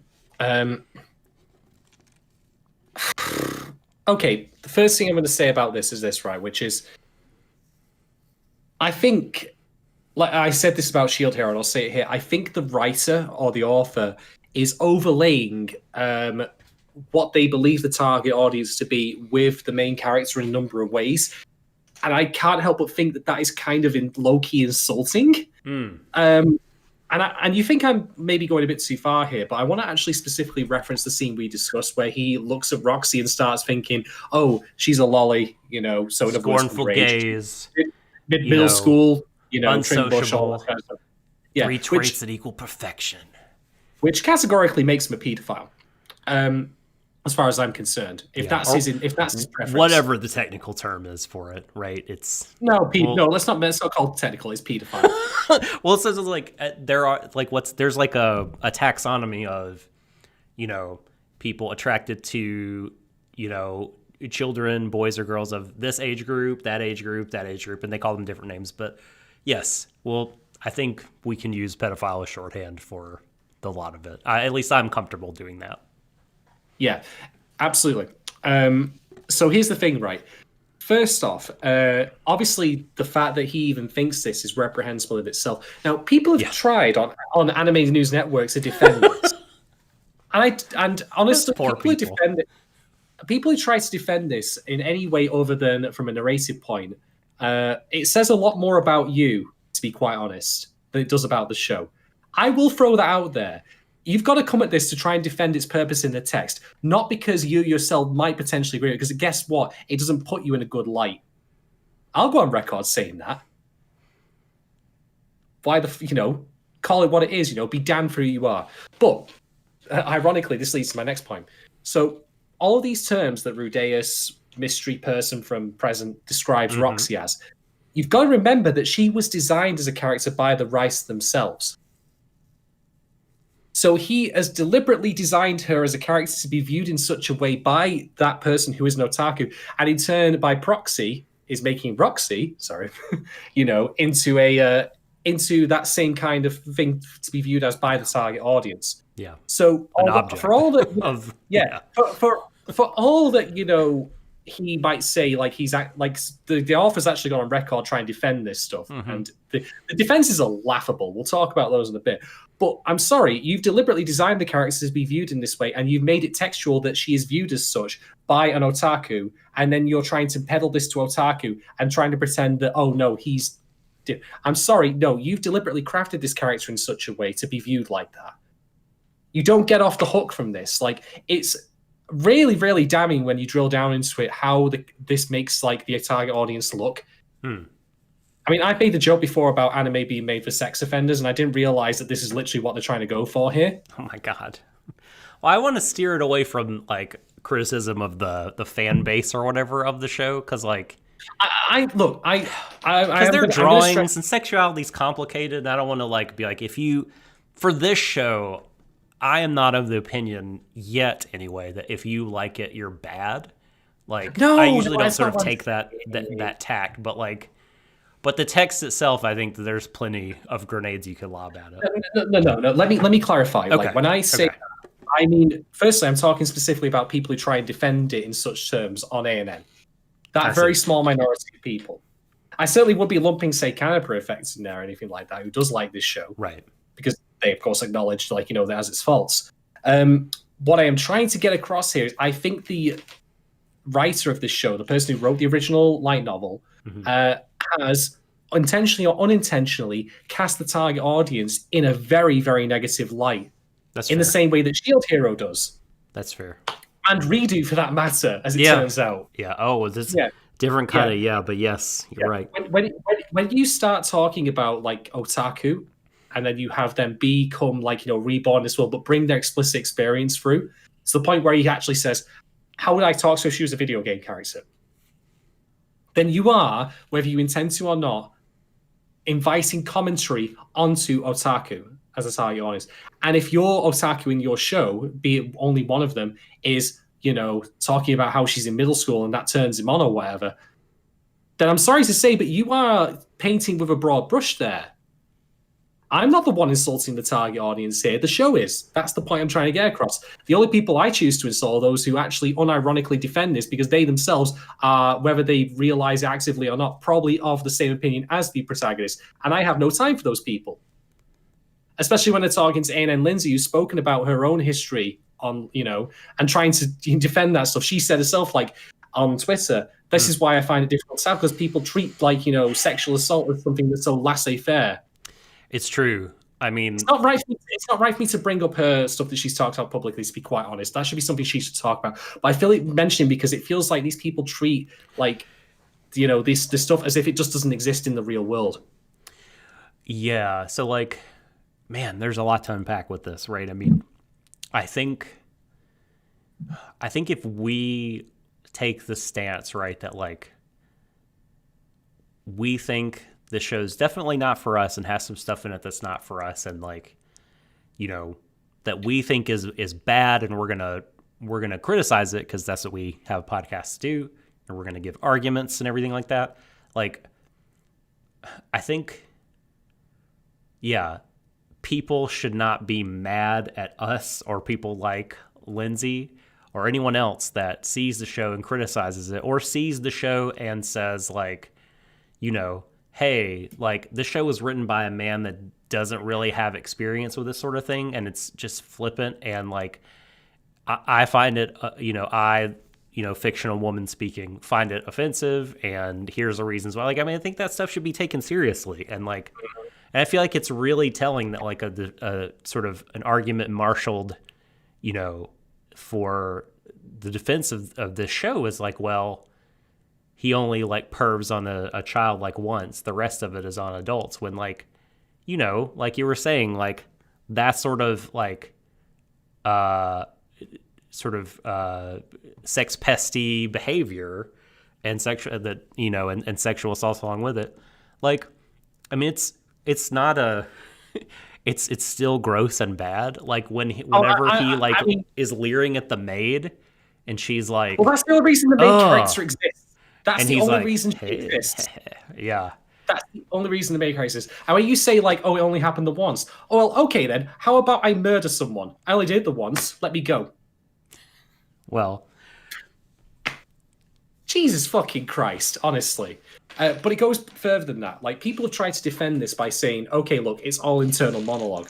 But that is actually not a defense. That is actually a damnation of it, because it means that his attitudes, if he keeps them entirely internalized, will never be challenged. yeah, I mean, and like, I don't know, like even if we're going to see him improve and everything like that, I mean, nothing about this episode made me care enough about him to want to see him improve. Like, I mean, I just don't like him. And there's, I mean, you know, it's internal monologue, it's thoughts and things like that. But like you said, like, it's not just that. This is not like a human brain just kind of chemicals are reacting, like thoughts are occurring. This is like, you know, someone like choosing what thoughts to present, what things to vocalize, what things to draw. Yeah. And so it's much more intentional. Sorry, go ahead. Yeah, Dine says the writer's prerogative. What in a monologue do they want us to hear from this character? That's the thing you've got to remember. It's not him saying that to us, it's the writer saying it because they chose for him to say that. You know, it all goes back to them because it's not a real world. It's a fictional world with fictional characters created by someone, and everything that goes in it is the products of their decision making.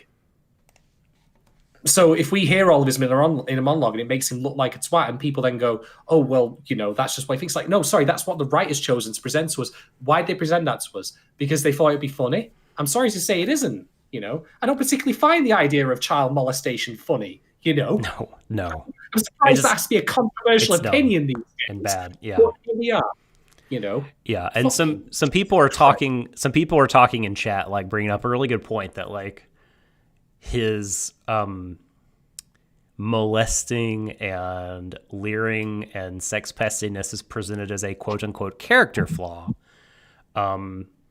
when like it's actually something much larger than that, and it's, you know, symptomatic of unhealthy disorders, especially the pedophilia, right? And it's not like a fucking thing to overcome with the power of friendship. It's not a character flaw. It's something much graver. And so like it's a character. It's also, I should note, a character flaw that none of the other characters are aware of. Sure. Yeah. So you know, like I've talked before about the audience and, you know, in-world character disconnects. Like, are we on the same page as people there? Sometimes writers use that to good effect, like where we know knowledge that other characters do not, and that creates a sense of dramatic tension. But here, this is actually a very serious problem because all of this perverted shit he thinks is something the other characters are not aware of. So if he is meant to improve over time, how does anyone know? What is their baseline?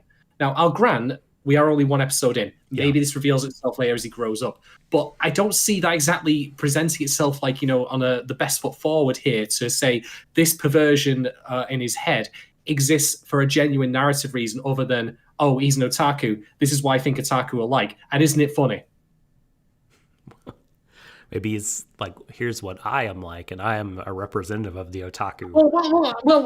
Well, Doc, you say that. Like, this guy put out defense and he made 2 points to it. This is actually something that was on A&N. The first of which was he said, like, the perversion ratio changes over time. It starts 80-20 pervert to regular and changes to 20-80. And I'm like, oh, I didn't realize we were turning writing into a mathematical game here, you know, balancing the fucking books. Sure. And he's still a right, great fucking start there. Fantastic. Yeah. The second point he made was the reason he acts such a way is because he treats them all as NPCs. He treats them all as characters in a video game. That is not a defense of his character. That only makes him look worse. It does. It's dehumanizing to them, you know, and you know, I'm sure he'd say like, well, that's what he goes on to realize, that they're real people or whatever. But like, well, I don't know, man. It just doesn't interest me. It does not interest me to see his arc of. The thing as well, like to drill down here, like, is if that is true, if he does genuinely think that, what is he basing his evidence on that they are a video game? There's none presented in the show. There's no, and to the show's credit, apart from the overly regimented ranking of magic, which is something I'll talk about in Redo of a Healer. Like, there is no evidence that he has about like you know, no one talks in video game terminology here. So why is he assuming that? The answer is because he would treat regular people who are not dead as video game characters. That's all he knows how to communicate with. And that in turn, again, only damns the target audience through the writing, saying, you're no better than this guy. You don't know how to talk to real people unless there's literally a dialogue wheel. You're going to go Renegade or Paragon for helping that lady cross the road.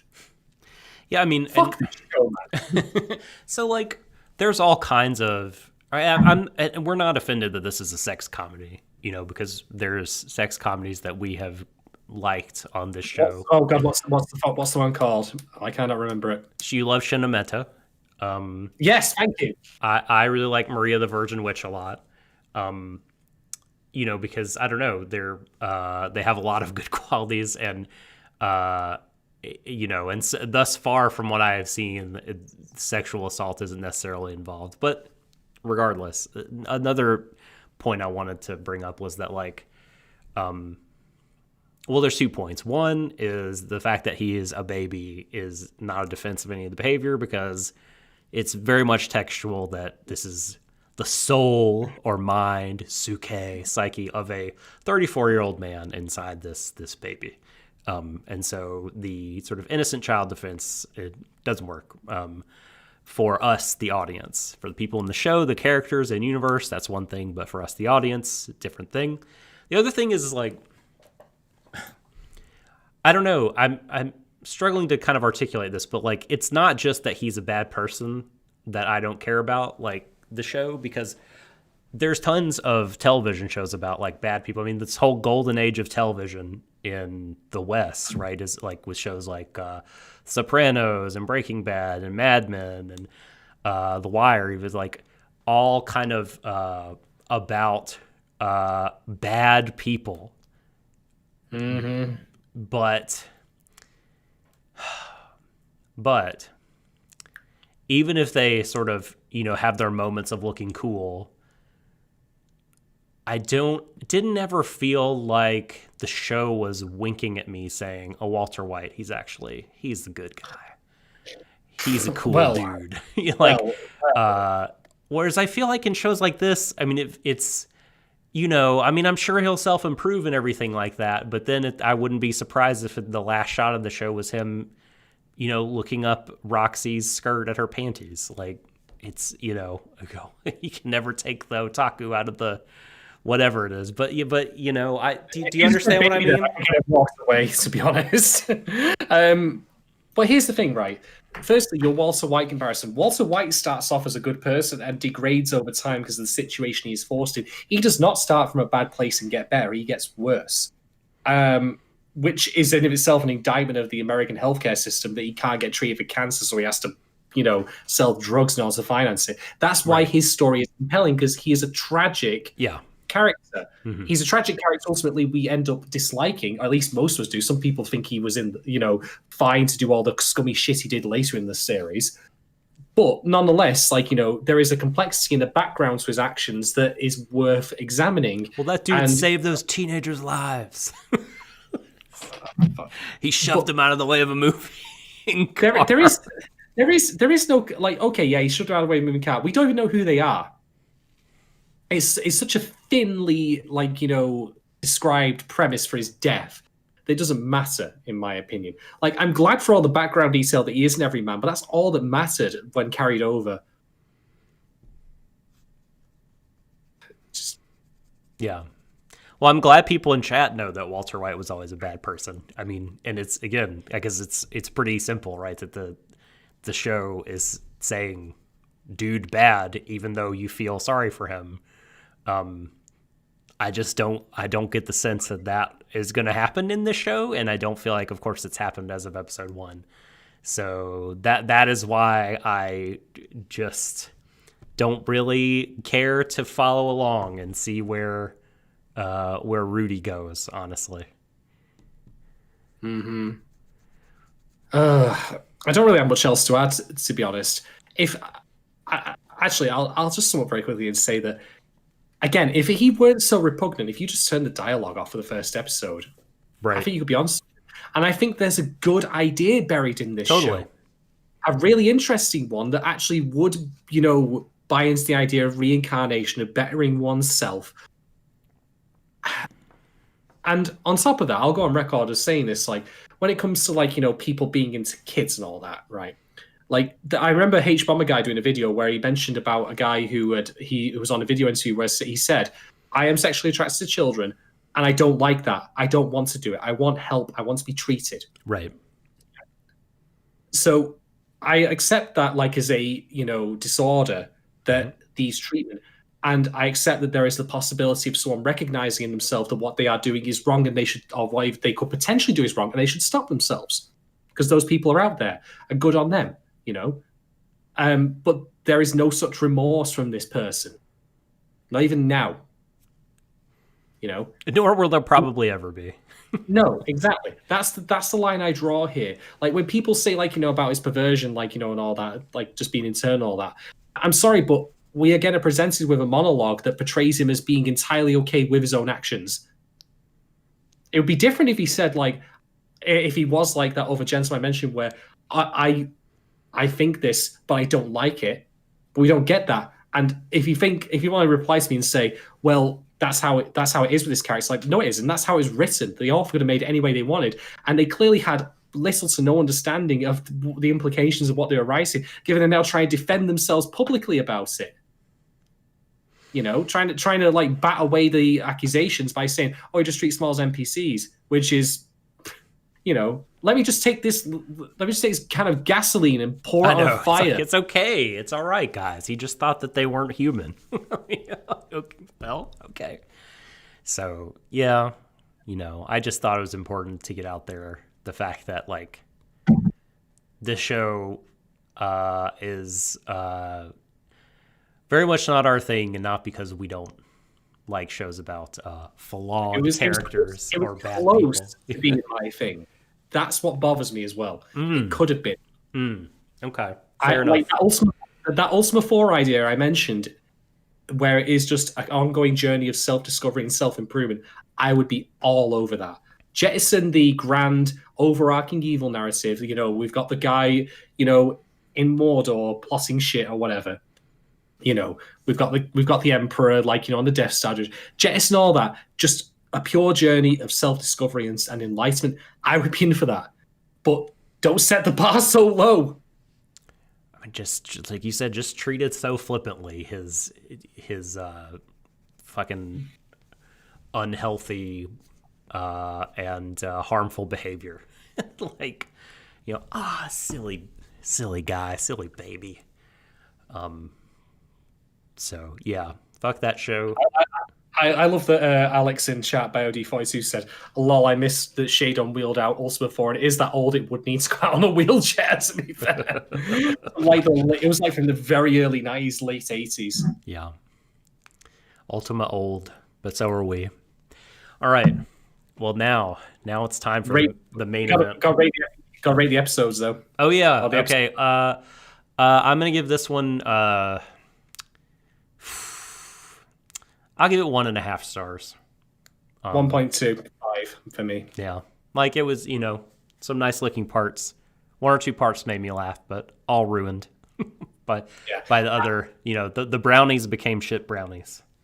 Yeah, I'm going to quote Ben Yahtzee Croshaw on this, where he said, like, it's like if you stick your dick in a pudding, like it could still be perfectly good pudding, but it doesn't change the fact you stuck your dick in it. And that's why I think about the good elements of this show that I think about. Like, yeah, they are there, but I'm sorry, you put your dick in it, and it's too late now. Yeah. That's basically it for me. I can think of no better way to close that anime out than with that line. So we'll now transition to Redo of a Healer. Oh, boy. The main event. One of the worst things I've seen in quite some time. This fucking premiere. All right. This is Studio TNK, licensed by Sentai Filmworks. I was going to say Studio TNA. I was going to say that would have been appropriate. Yeah. All right. Summary. Here we go. Healing magicians cannot fight alone. That's like the tagline or whatever. I didn't know this was the main character's name. I don't think that they say it, but Kier, Keare, Kiri, who was bound by this common knowledge, was exploited again and again by others. One day he noticed what lay beyond healing magic and was convinced that a healing magician was the strongest class. However, by the time he realized that potential, he was deprived of everything. Thus, he used healing magic on the world itself to go back 4 years, deciding to redo everything. This is a heroic tale.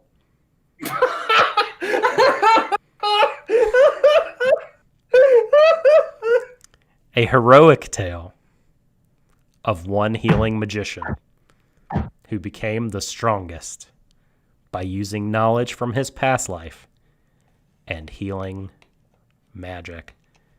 14,000 users gave this an average of 6.71 on my anime list. That is better than I expected, to be fair. It's better than it deserves. I was convinced the minimum would be 8. Oh, you mean better as in like there's some people rating it lower. I see what you mean. Yeah. I get you. Okay. Oh boy. Woo! Redo of a Healer. It was so bad. It was so cynical. It is like appealing to the worst this is impulses and desires in aggrieved men. And it really pissed me off. It made me so mad. I agree. It is Shield Hero all over again in concepts of I have been laid low by an individual or individuals, and that means that I am within my rights to go even further beyond their evil shittiness because it's all justified in my quest for prove self-right. And it even relies on a similar conceit of, the shield hero class is weak and pathetic, and so the healer class is shit and pathetic. But that's not borne out in how the show works, or even basically there's no logical explanation for it. People just don't like. And this is one thing that bothers me about this show. Why do they hate healers so much? Like, there's no logical reason for why the characters treat him the way they do. They need a healer because they die otherwise. Right. Why do they decide, therefore, to drug him up? I don't get it. I don't. So he will depend on them, and he won't leave them because he was going to try to leave them. He kept trying to leave the party, but they would like throw him in the dungeon and got him addicted to honey heroin or whatever that slop was they were dripping on him. And so that he would have to hang around them and he would have to heal them. I don't understand either the contempt for him, but I think that that's playing into the delusions of the writer and like a lot of the target audience. Like, I don't understand why women hate me. Why would they hate me? I don't get why like Chads or whatever dislike me. There's nothing wrong with me. I'm totally fine. When in reality, as borne out by the actions of this healer and we see into his heart and mind, he's a piece of human shit. That's what's wrong with him. He's garbage. And you can say like fucking, well, the world made him that way or whatever, but like this is some fucking embellished bullshit fantasy. Whereas like, you know, in the real world, like, you know, I don't know, maybe some people were mean to him or whatever, but like, you know, you don't go home and nurse a desire to like fucking murder spree them all. It's just so like reductive and insulting and infuriating. I can't even. I'll add to that by saying, like, okay, you might respond to me, well, Shad, you'll find out later why she's like that, you know? And I'm like, okay, fair enough. You need to hint at that then. You need to breadcrumb it really early. You need to make sure you put all the necessary pieces in place, because one of the problems I had with Shield Hero was that now Fumi, like, he started owning slaves, you know, like Raftalia, who instantly got voted best girl on ANN for some fucking reason. Nice one, dipshits. Like, and I'm not saying that you don't ever write a character who owns slaves. Nor should I say, do you ever not write a character who goes on a revenge fantasy? That's what makes some of the best, like, Martin Scorsese did Taxi Driver. That's an amazing, incredible film that is entirely about a revenge fantasy. But it's so different because it's like this cry for help. It is absolutely that. It is not like, oh, fuck yeah, like Pacino is fucking, or not Pacino, De Niro is doing it like I would. It's just like, oh my God, like, you know, the world has like rejected this man, and like he's got mental problems and they're undiagnosed and no one is helping him. He needs help. That's not what the show is. This show is, you're supposed to be like, fuck yeah, healer. Fuck yeah. Like, get Flay back. Like, stab her. You know, make her your sex slave or whatever it is that's going to happen later on. Whoa. Sorry, I don't know where that came from. God. But to go back to Shield Hero, like, and so when I said, no, so go ahead. When I said before about how the threat being poorly established was a big problem, like, it's a problem in of itself in Shield Hero, but it's also a problem because it means that it gives no justification in Naofumi's mind for his actions. Like, if the world was so on the precipice, how you pronounce it? Sorry, I'm getting tongue-tied here. Precipice. Thank you. There we go. There it is. On the precipice of utter destruction, that there was, in his mind, no other choice but to, you know, grab someone to fight for him, even if they were a slave, then I would still fundamentally disagree with his actions, but I would understand the logic that drove him to that. Whereas, I'm sorry, you could argue me all day in the Shield Hero stance, but I'm going to tell you to go piss off. I don't agree with that. The show should have done a better job of justifying that. He could have lived out his life, you know, like farming herbs. So, similarly, in Redo of a Healer, we have a character who treats him like dirt, the healer guy. I don't care for his name, whatever. Kier, and the character that treats him like dirt is Flare. I'm going to call him Redo. So, yeah. They treat Mr. Redo. Redo-kun. She treats Redo like dirt. And I am totally okay with the idea that she might have a reason for doing so, provided that you, in the very first episode, give us some hints of that. There is nothing. If she has a reason, I feel like it destroys, like, the sort of the foundation. Maybe she does, but like, I feel like, man, to me, my read on the show really is very much like the fact that she has no reason to be as shitty to him as she is like really important. It's like that this guy really does have a real grievance against her, and she's like representational of all women.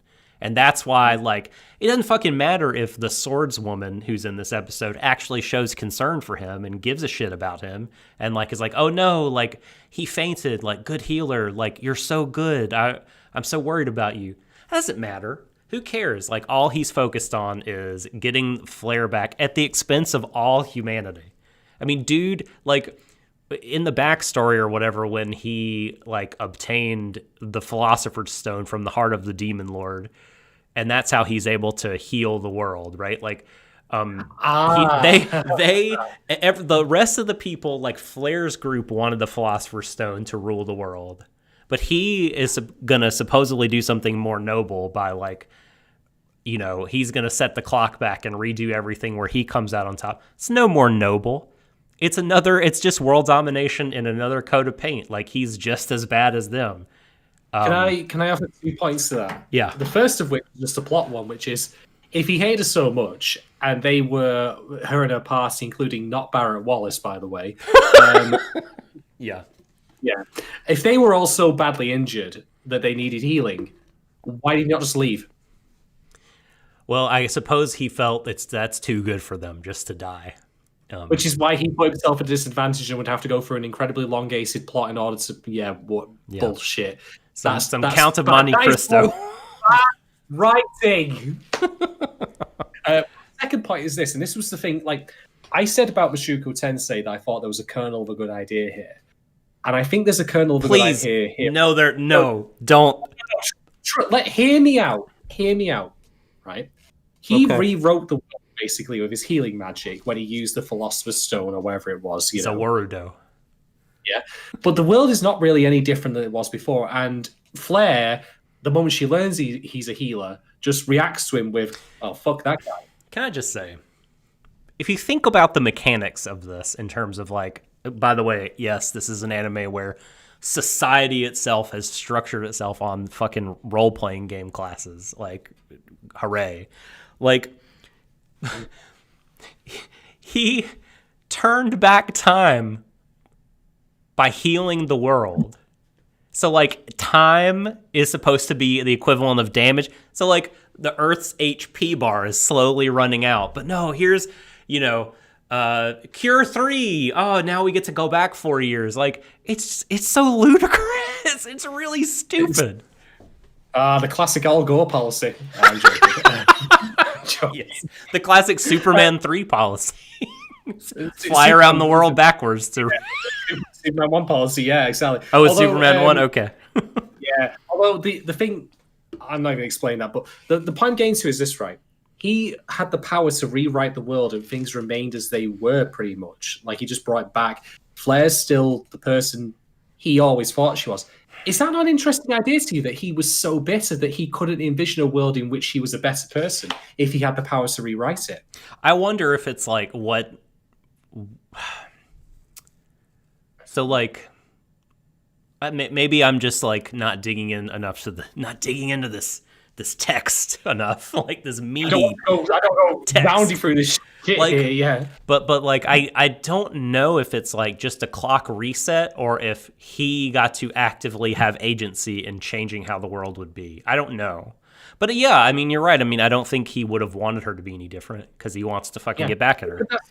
That's the thing, though. Like, if we go back to the fact that this is something that was written by someone, they could have written it in such a way where that was a thing. And, oh, I go through all these time loops and she's always a bitch to me. Why is she always a bitch to me? It's because that's all I view her as. And I'm the one with the power to rewrite the world as I want. I have to let go of that and let her just have a chance to be a regular person. That could be a genuinely cool idea because it would be incisive. It would be incisive towards the kind of people like him that exist out there in the world. But obviously, that's not what you get. No, the fucking slice. Like, the OP makes it clear. This is a best girl show. This is the milk tray show where you pick out your favorite from a chocolate box, and that's it, really. And then you get to abuse them because that's what. So I have read that at one point. I believe it's Flair, although I could be wrong. He turns her into his sex slave. Is his long game of getting back at her, right? Is because she got him addicted to honey heroin, and so now he's gonna get her addicted to a different kind of serum. If you know what I mean. Yes. Yes, right. Fuck this show, man. All right, and I want to say this. I should have said this right at the beginning of this, and because this is not to do with the text itself, but like. So I find a lot of like reviews defending the show. Reviews, I use the word generously. Mal write-ups defending the show are basically like, if you're not down for the gore, or if you don't like watching MCs do fucked up shit, then this isn't the anime for you. Like if you can't handle real mature adult cartoons, this go home. You know what I mean? And I just want to like put out here that like just pack that edgelord shit away and get it out of my sight, because This has nothing, my dislike, my venomous hatred of this show has nothing to do with any of that, right? Because we like things like Berserk and Scum's Wish and other things that feature... Another fish, which you mentioned on stream, where someone gets their brain extracted, where there is actual sexual assault and abuse, implied and literal. Do we want to go on? The mutilation of people? There's a lot of anime that has featured these things that I think are very good, and it is not their presence in the show why I dislike Redo of a Healer. It has nothing to do with that. It is the world view of the writer being put out here, and it is just... I don't know. I mean, I don't think as a fantasy there's anything per se wrong with revenge fantasy. I think they can be healthy, when done in a controlled kind of environment with a therapist and everything like that. I think this sort of exercise could be healthy, but this is so different from that, man. This is a product, a piece of media like that. It just, I don't know. It's just heinous, man. Like, and I could, do you want to talk about particulars here? Yes, I do, actually. So let's talk about, and I'm going to start the smooth jazz playing in 3, 2, 1, go. Let's talk about sex scenes. Yeah. Yeah. Okay. So Perfect. Censored version of Doc's Die. I'm sorry, for people who listen on the podcast, you won't be seeing the videos. Doc looks like he's withering up like a flower that's been put out in the sun too long with no water. I hate this. The man is literally going to turn into dust and just disappear in a stiff breeze. Okay, so what a for usurious bastard. So for context, because we have to provide it, after Redo is reborn and refound as a re-healer, he is returned to the capital, where he acts like a fucking idiot. And he's just a regular peasant at first, right? Yeah. Just like, la, la, la. But then he pulls some fucking Death Note horse shit, where he set up a plan to where Green Demon would come kiss his eyeball, which was disgusting. And then he would have the all-seeing eye back, and he's like, oh yeah, I'm Light Yagami, the owner of the Death Note. I'm Kira. It's just that whole thing. God. Anyway, yes, sorry, go ahead. Okay, so... sex scenes. Let's talk about those. Yeah. With an enslaved race, that's so definitely. he gets basically jumped on by one of the maids of the castle, who bangs him. And I, of course, saw this on Swords of Glory. And I want to point out something that, again, if this were done differently, this would be really incisive. It sounds incredibly fucking bored by it. And you know what's funny? If he is meant to, again, be you're standing for an otaku, admittedly he's not, because it's not an isekai, to this show's mild credit, in the same way that if you fill out an exam paper, you get 1 mark for putting your name on it. Congratulations. It's not, but it's so close, right? Because he's got some fucking superpower and he's in control and at a supreme advantage to everyone because he's a time traveler. So to be fair, as much as I say, it's not isekai, the fact that there is still video game terminology for everything is an isekai by anything but name, basically. But anyway, point being, right, this could be really incisive because he is so fucking bored by the fact that he gets to sex up maids all the time. And you know what? It really, to me, speaks to the mindset of how a lot of otaku would treat the opportunity to have sex, which is, I've wanted this thing so long. It's been my holy grail. I really just want to get laid. I want to, bone a lady, and all that. And then they do it, and they just, because they don't know what to expect, or because they think if it's something that it's not, or for whatever reason, they just are very bored by it. Well, it's this opportunity, right? It's you have a chance to almost humanize him with this scene, because these ladies who are maids and slaves and are meant to do this sort of shit, they're a member of this enslaved race, come on to him, and he's very flustered. And it would be sort of a humanizing moment, right, if they were kind of laughing at him a little bit and he didn't perform well or whatever, ha ha ha. But no, he's oh yeah, I'm gonna heal them, because like whenever he heals someone, he like learns everything in their mind. Like he collects all their life experiences, which by the way should, I feel like, lead him into a complete mental breakdown like really really quickly. I mean that's just fucked up. But like It's yeah, all, like, gross. so he's like every night forever he's gonna bang a different maid and like get intel. It's basically a way to get intel, right? So it's not like, so it's so the people who are reading are not totally disconnected from this character because he gets to have sex and they don't, and they're like, man, fuck this Chad, I don't care now he gets laid. It's like, no, this is not an exciting thing to him. Like you said, this is just a way to get intel on the world, to continue his operation of revenge against Flair, right? So God damn it, fuck this show. Just using all of them, it's terrible. You could also maybe have written it so they were using him in turn, like, I still don't have control. And again, I'm stressing, I don't think that's right. But even then, it doesn't feel like that. It's just they do it because we want to have tits in this show. Yeah. But it goes further than that, because why do you put a sex scene in anything, for that matter? Like, if it's pornography, then it needs to be titillating. If it's not pornography explicitly, then it needs to serve a story purpose. It can, of course, be both. It can be both erotic and serve a story purpose. It does neither here for a couple of reasons. One of which is, okay, yeah, you might want to say, well, he's learning experience, but whatever, that's irrelevant. Like, it doesn't matter. Like, I don't have a tangible feeling after all this boning is over that he has learned as a person or anything. Never mind the fact that he shouldn't need to, given that he still has all his memories from his previous life. Yeah, he's gotten them back by that point, I think. Yeah, exactly. So there's that. And then as far as the eroticism goes, basically the majority of it is just him being topped by a woman, and that's about it. Most he does is touch her hip. There's no actual like grabbing of, the front end, shall we say? Sure. There's nothing like that. It's just one position and done, and he's not even all that interested in it. So it's not erotic. It's not filmed in such a way that could be suggested. It's not Maybe like not to you. Well, when you're an unimaginative otaku whose entire sexual experience starts and ends at visual novel still screens, then, whatever. But yeah, it's not a plot relevant thing. It's not with characters we know, and it's not erotic in any way. Like, if you wanted to go into this show thinking, hey, this will titillate me and, get me off, you can do better at that.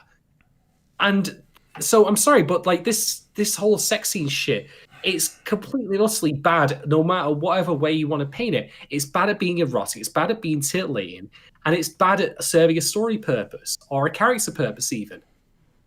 If anything, it's just again, the only thing I can take away from it is that it is just the end goal of all otaku, which is I want to get laid, but the moment it happens, I'm like, well, whatever. Again, it's that, and then I think he can't take too much joy in it without alienating the readership / viewership. Yeah. I hate they're this just woman. Tools to be used, these ladies. Yeah. I hate this woman, but this other woman was, slept with me, and she was very, open to ideas, and she pleased me a lot. These are incompatible ideas. I mean, they just seem like, we don't see like him, like we don't see them, the maids like doing anything, like, I don't know, like you said, using him or getting him back. They just seem to be enjoying it. If you think I'm being unfair here, like, this is very much a sex scene structured for male pleasure, because make no mistake, the majority of porn is undoubtedly structured for male pleasure. This is probably where I start elaborating on the stuff I've seen in my lifetime, which maybe I shouldn't speak so openly about. But fuck it, I don't care. Like, one thing you will not see, for example, is him pleasuring her in any way. He's not performing oral sex on her, for example. Correct. He's not doing anything. No, this is for the male gaze. I mean, this whole show is male, laser focused on males and a certain kind of male. So, absolutely, he's not doing that. But even if he wasn't doing that, the fact that all the majority, I mean, there are of course like the montage of him like shagging one of them against the window or something like. I don't even remember that. Yeah, no, it's just shot in the same room as like with different mates. Like, like those don't really count because they feel like if you're doing it in montage, then that to me suggests that they are perfunctory. Like, I banged a lot of women, so what? We're going to skip through it quickly. Yeah. And the one he does spend a lot of time with Like all she does is tops him, and that's kind of it. Yeah. And he doesn't, and his both his expression and his inner monologue and his physical actions suggest that he doesn't give a flying fuck. Literally. And it's just, yeah. I mean, he just is like, oh, good. I get to now have your knowledge, and I get to know more about the castle and more about the people you know, and it is all reconnaissance for his revenge scheme. You know what would have made more sense from Stu? Pillow talk. Hey, baby, that was a good session, but tell me about the layout of this castle. Yeah. Oh, but why waste time on social niceties? He doesn't know how to small talk. He doesn't know how to like do those kind of things again that would be for other people's benefit. All he has to do is touch her and do a healing spell that she doesn't really even know or understand, and he sucks in all her knowledge to his brain. He just takes it. That's part of this. That's a side effect of his fucking healing. So again, and that will be very out of character for him to do something like have a conversation with one of them, because he's a piece of garbage. And that's completely, again, borne out in this episode. I talk to them, at them even. No, yeah. You know, this show also has the Kirito thing going on, where, you know, like you were saying, like as a healer, you know, he's sort of like, oh, well, like very underappreciated, but like not only when he heals someone because he take their knowledge or whatever, he like downloads them as if it was like they were in the Matrix. So like any of their abilities he downloads and he can like copy them perfectly. And that's how he was able to defeat the Demon Lord. And so he's just this he's OP, man. And yeah. And again, I talked about it at the top of the show. My absolute favorite moment in this episode was when he, you know, knowing that in his previous life, Flair got him addicted to drugs, and that's how she was able to keep him around to abuse him. He built up drug resistance by going into the woods and doing a shit ton of mushrooms and herbs, and he's, again, just rolling around on the floor in the woods, getting high as fuck. It's hilarious and stupid. Can I talk about that? Because yes, he literally reveals to her, oh, I learned the drug resistance skill. And at that point, I wanted to turn the episode off because I thought, I don't need to say anything else. Like, I could watch the rest of it. It doesn't matter. Now, I'm glad, quote unquote, that I did, because there was a lot to talk about. But I said this on Twitter, and I'm going to repeat here. If you, as a writer, are going to describe the way your magic, or never mind magic, the way your combat and your combat capacity, that's what I'll describe it as, in a fictional setting works, in terms of levels, experience, skills, ability points, talent trees, you name it, quit writing. Yeah. Well, take the pen, swallow it, take the paper that you were going to write on, or if you were writing on a Word document, take the monitor and throw them in the trash, because that is fucking lazy. It is the laziest, sloppiest kind of world building. It again fits the criteria I spoke to you about many times ago, where it denigrates the writer, it denigrates the work, and it denigrates the audience, because it assumes the audience has no interest, willing to engage, no intellectual capacity to talk about or otherwise deal with material on any level other than a video game, which they might be familiar with through separate works. Oh, man. And it shows that you are too fucking stupid or shit as a writer to in turn be able to express yourself beyond video game terms. Yeah. And it also makes your work look like bargain basement Amazon fan fiction shite. And even that's a slur against fan fiction, I'll be fair. Yeah. Now, when I say all that, I'm going to make one concession, which is you, of course, Doc, have watched ReZero, season 1 specifically. Mm-hmm. Yep. So am I right in recalling that Subaru describes like his, how should we say, his reset points as save points? Like, I've reached a new save point, that kind of thing. Mm-hmm. Now, I'm actually okay with that. I'm going to explain why, because it's actually been studied that when people go see this is going to sound like a random tangent, but I'll show you as a point to it, that when people go to the doctor, if they are familiar with medical terms, they will talk in those medical terms to the doctor. We coach and talk about our experiences with the language we are familiar with. And in Subaru's case, him talking about like them being save points when he lacks other terminology for it or what people in that world would describe as makes perfect sense. He contextualizes the world around him using things that he is familiar with. He doesn't obviously openly tell people about save points for actual in-story reasons, because if he does, then, well, he dies, so he can't tell them. But nonetheless, it makes sense for him as a character who's come from our world to say that, because that's his, like, vocabulary for understanding the world around him, and he has no other means of doing it. So I'm okay with it in that case. Sure. What I am not okay with is when you get to the world in question and that's how people describe it. Yeah. I learned a drug resistance skill as opposed to I developed resistance to drugs. Yeah. You are a shit writer and you should stop writing. My character sheet changed. How about you go screw the fucking tops on toothpaste tubes, you useless piece of shit. I'm so sick of this fucking writing trope. It's pathetic. It's very tired. It's the tiredest. Every time I see it, I immediately yawn. I think, you are not worth my time. Yeah. It was novel once, but that time has long passed. No, I'm sorry. No, it wasn't. It was, like, and do you want to know why it wasn't? Because Redo of a Healer has been described. Sorry, not Redo of a Healer. Mushoku Tensei has been described as the archetype, like the granddaddy of the isekai genre. And they even did it there where they classified things as like, ranks of magic. And even that was boring. Do you know why it's boring? Because this is something that Little Witch Academia right of. Magic is meant to be magical. There is a time and a place for putting in categories and ranks and levels. Sure. But magic should be about being exceptional and doing the impossible. That's what Little Witch Academia was about, and I thought it was great. And that's a great general lesson about how you treat magic in fiction.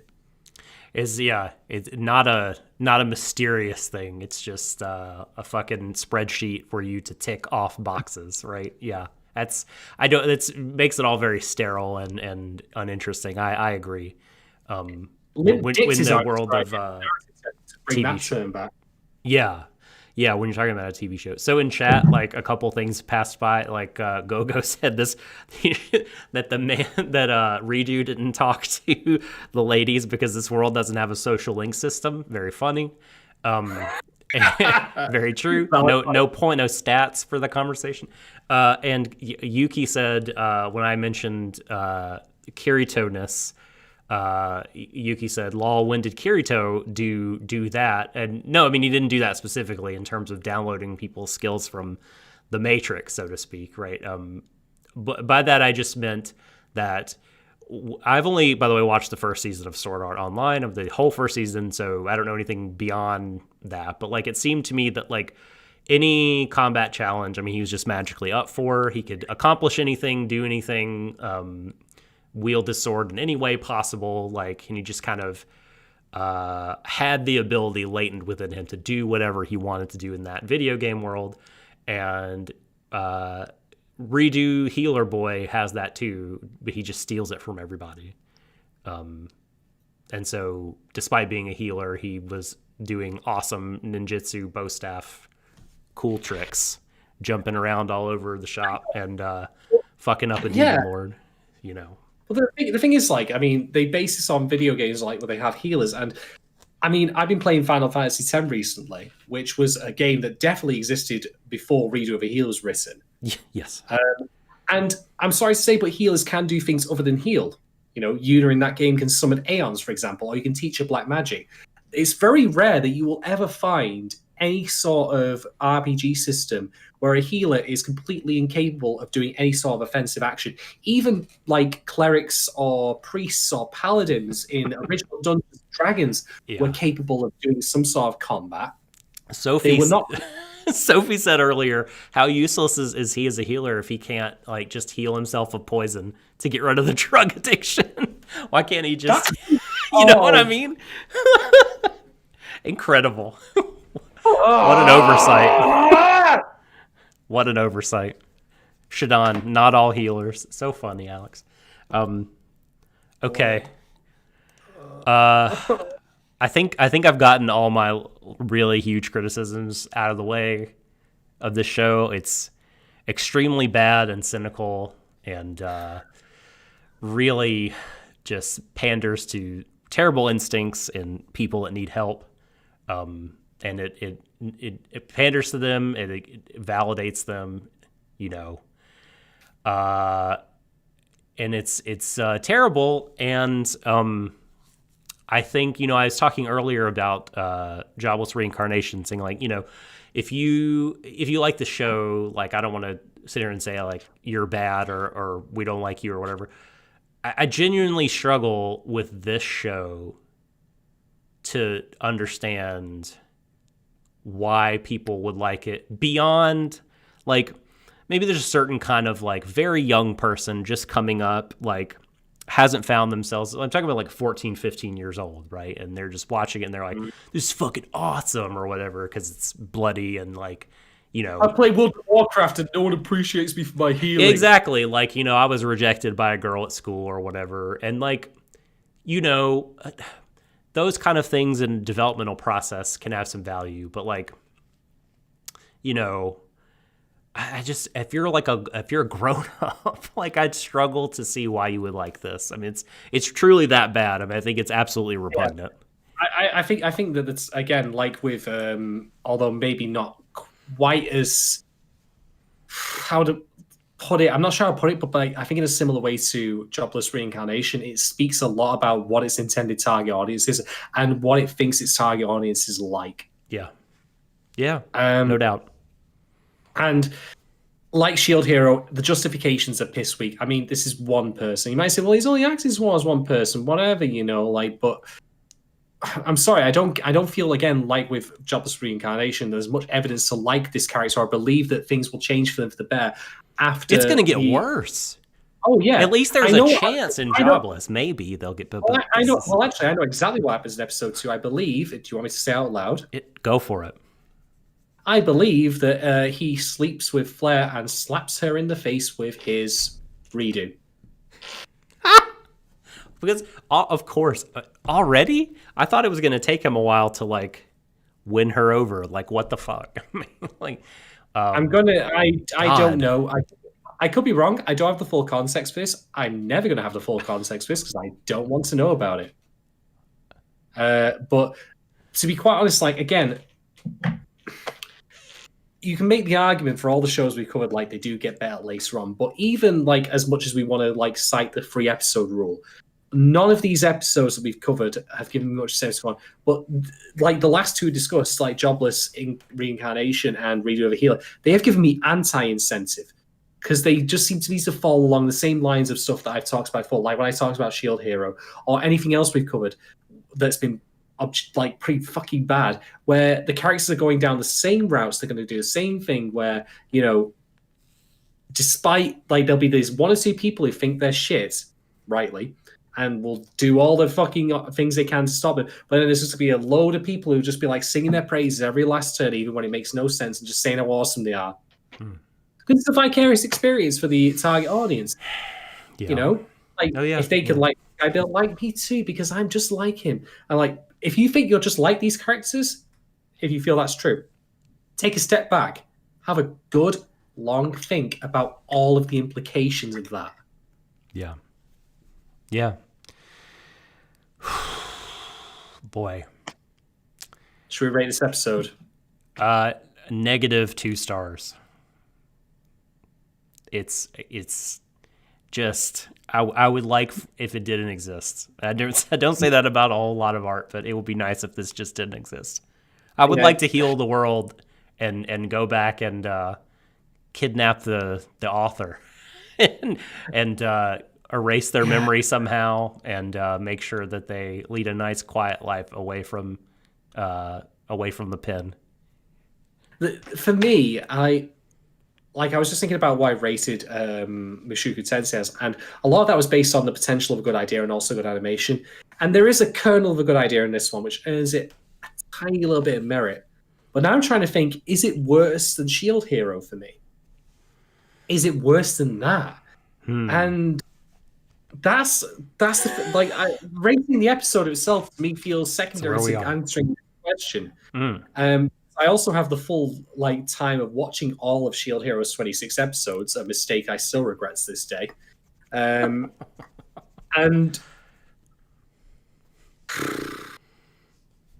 it's hard.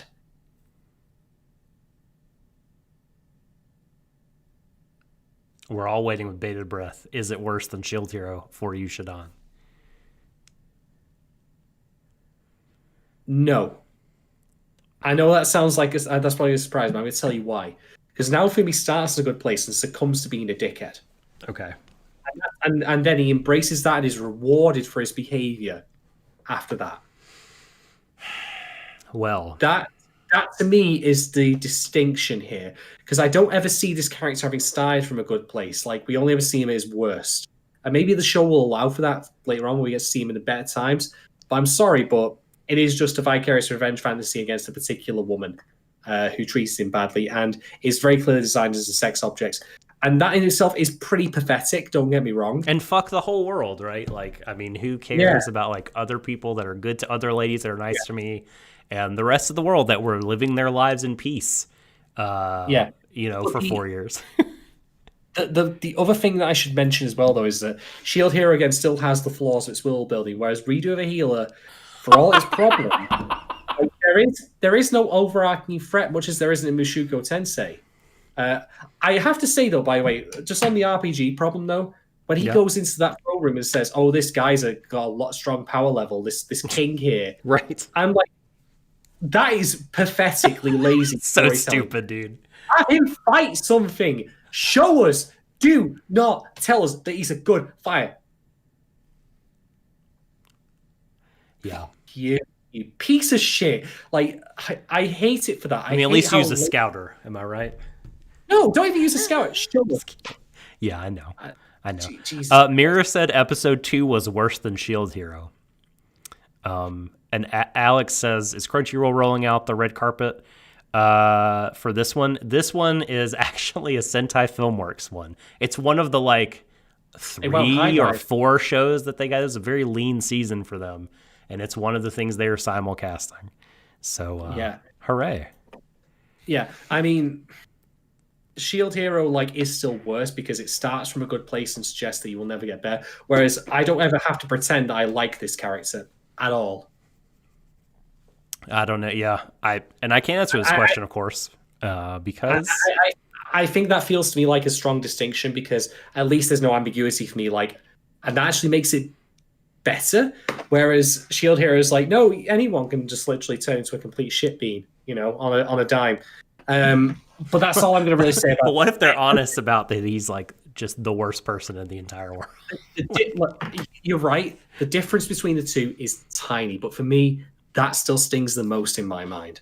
That does not get Redo of a Healer off the hook. It is still literally like having someone smear bear shit over your front door. It is bad. All right. Well, we did it, Shadon. We did it. I think we're done. Fuck. Wait, we're not done. We're done with the terribleness. Okay. Good. We're done with the awfulness. Okay, so we made it through what we feel are the 4 worst premieres of the winter 2021 anime season. Now we go on to a fun segment. Yes. We talk about something very good, right? We introduced this last time, and every time we do a free stream, we're going to continue to add to this.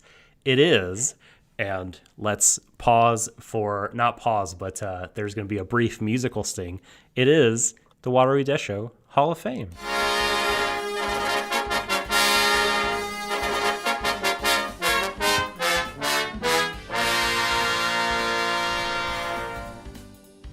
Yes, the Warui Deshou Hall of Fame, where we, the hosts, get to construct an anime and manga, anime adjacent Hall of Fame, putting in whatever we want. It could be really poignant scenes and moments. It could be dumb things. It could be characters. It could be staff. Anything. That we feel like inducting because it's our Hall of Fame, goddammit. Last time, Shadon inducted Thorfinn punching a bear. No, it wasn't Thorfinn. Thorkel, you're right. That was a terrible mistake on my part. Punching a bear from Vinland Saga Volume 5. A very worthy inductee. But It wasn't Volume 5, it was later than that. Oh, was it Volume 10? I don't 9. know where my brain is. 9. Volume 9. I should just let you say what it is next time. So Thorkel punching a bear, worthy addition, something we always wanted to see. For my induction, it is something a bit more classic, something of an older vintage. It is a thing that since its genesis has been copied and done by many, many other anime. You know it, I know it, we all love it. It's the Gunbuster pose. It is from the last episode of Aim for the Top Gunbuster, when the robot standing on the front of the ship emerges with arms crossed in a "don't fuck with me" peasants type pose. And since then, numerous characters, with it, Gainax has used it over and over. Trigger, other studios. It has been a fantastic thing. It's an easy reference to Spot. It's glorious. Do you have any thoughts on this and whether or not you accept and co-sign this as an inductee? Well, I broadly agree with you, but there are times when the thing is, it is, as I've said before, Trigger and Gainax's power move, but you have to earn it. Mm-hmm. And not everything that's done that has earned it, not least of which being this bookends our podcast wonderfully when I mentioned Frank's earlier, because there was the power pose in that with Golden Strelitzia. Yes, but can you fall? Can you? I saw the words "I fucking hate you" just run through your head. Well, look, I don't think you can fault the pose, right?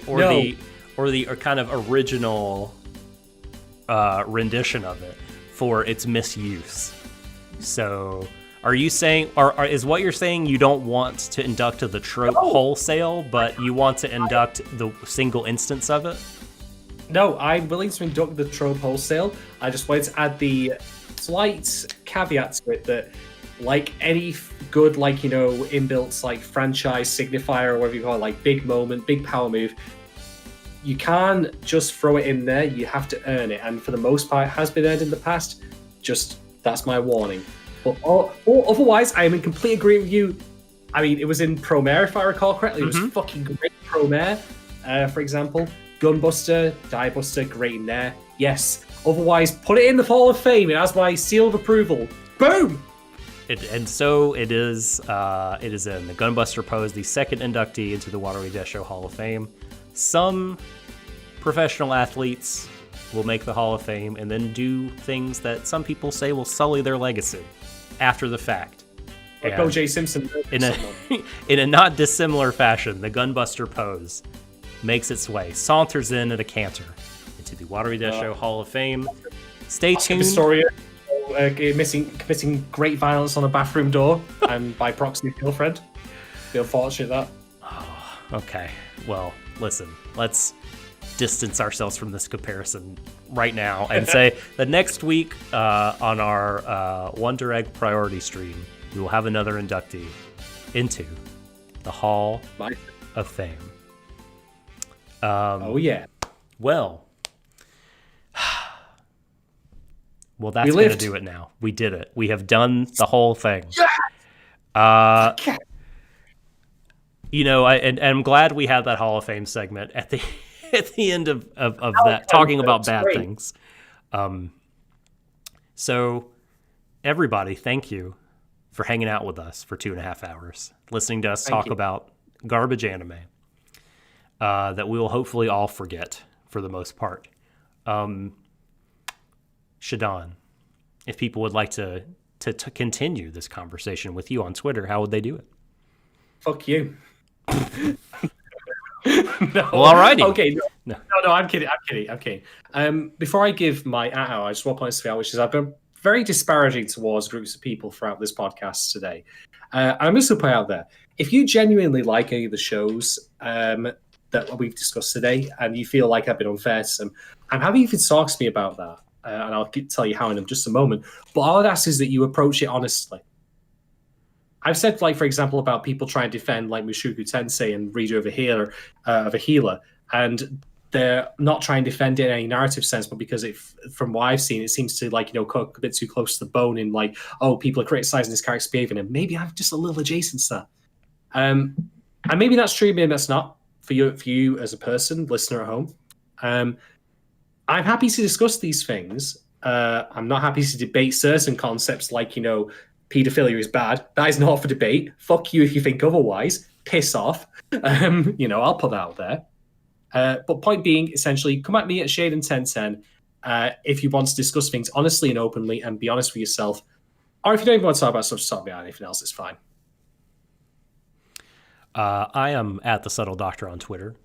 Similarly, I will not debate the points raised by Shadon that were not up for debate. But look, I don't assume that anybody listening to this wants to go down that road. So let's talk about anime, kaiju, manga, tokusatsu, purores, whatever.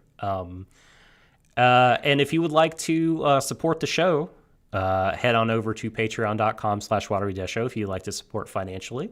Get involved with the community and the benefits of extra content and early access therein. You can see summaries of that on the page. You get things like, we'll do sort of episodic reviews, or I guess reviews in chunks of several episodes.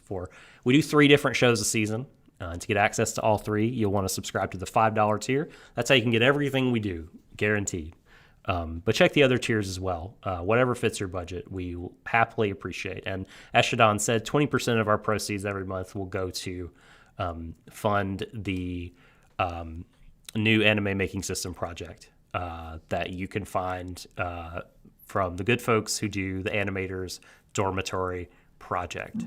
We don't publicize that a lot because I don't want to toot our own horn about, hey, we give to charity. But since you brought it up, I figured it was worth shouting out once again here. Shadon, I don't have access to the Patreon on my computer. Yuki asked how the polls are looking. So we have 2 different polls up for the $3 and $5 tiers respectively in terms of what show they would like us to cover. On the free stream, of course, our stream of thought, we're doing Wonder Egg Priority, and next week we'll hit up episodes 1 through 3 of that. But for second stream and Deshou the Third, how are things looking? What's in the lead? Well, Doc, we're going live to the poll right now. I'm going to just get the answer and see here, looking real close now. My God, it looks like... No, stop that. So speaking regular language rather than whatever the fuck that was. The horse racing call coming around the home stretch. Yeah. On the second stream, Horimiya is currently in the lead with 5 votes. Did not see that coming. With Skate the Infinity coming in second. We also have votes for Other Side Picnic and Promised Neverland Season 2, but it's pretty much down to Horimiya right now, coming in first by the look of it. But Deshou the Third, in the lead with 4 votes to 2s and 1s for everything else, is Girls' Last Tour. Yukinon coming through in the clutch. It's finally his time to shine. With GLT. But there's still some hours left. How much longer is left? Is today the last day? It says 2 days on the Patreon polls. If I recall correctly, it's going to end on Sunday. So if you're at home are not yet subscribed and want to influence our choices on what we cover for the next quarter of this year, get on there, subscribe $3 or $5. Do it. Put your votes in. This is a democracy. Also, if you are subscribed and you haven't voted, because the total votes does not match our total number of subscribers. So I would encourage you to exercise the power that you pay for and vote. Go get out to the polls and, tell us what you want us to cover. Is it Horimiya or is it Skater Boys or will another show rise? Are we about to say see you later, boys, to everyone? Right. I will say that, so I assumed that The Promised Neverland 2 would be winning the poll. That's what I get for assuming. So something that you could look forward to if you're a patron is if it doesn't win, I will, in some fashion, probably episodic podcast, I will cover season 2. I want to talk about the show. It's very important to me. It means a lot to me. I rewatched the first season last week to prep, and it just hit me all over again how special that story is. And I want to keep talking about it. So So it will be covered somehow behind the paywall, somehow or other. We'll figure that out. But that is in addition to Horimiya or whatever else wins the second stream poll. So yeah, look forward to that content all coming at you in the coming weeks. If you're not able or interested in financially supporting us, which is completely valid and fine, we love you too. You can, follow us on Twitter. You could subscribe to us on Apple Podcasts. Write us the old 5-snake review. That always helps. Oh yeah. Just for our discoverability, which is huge for us. You could sub on Spotify, on YouTube. If you Google our name, we're on WordPress. There's most platforms, not on SoundCloud anymore, but basically all other podcatchers you can find our stuff on. So, but yeah, with that all said, thanks again to the lovely patrons and to everyone else in chat and who's watching. Thank you very much. We appreciate you hanging out, as I said, and until next time, he has been Shadon. I'm the Subtle Doctor. As we say on this show, embrace each other, everyone, to the ends of the universe. Good night.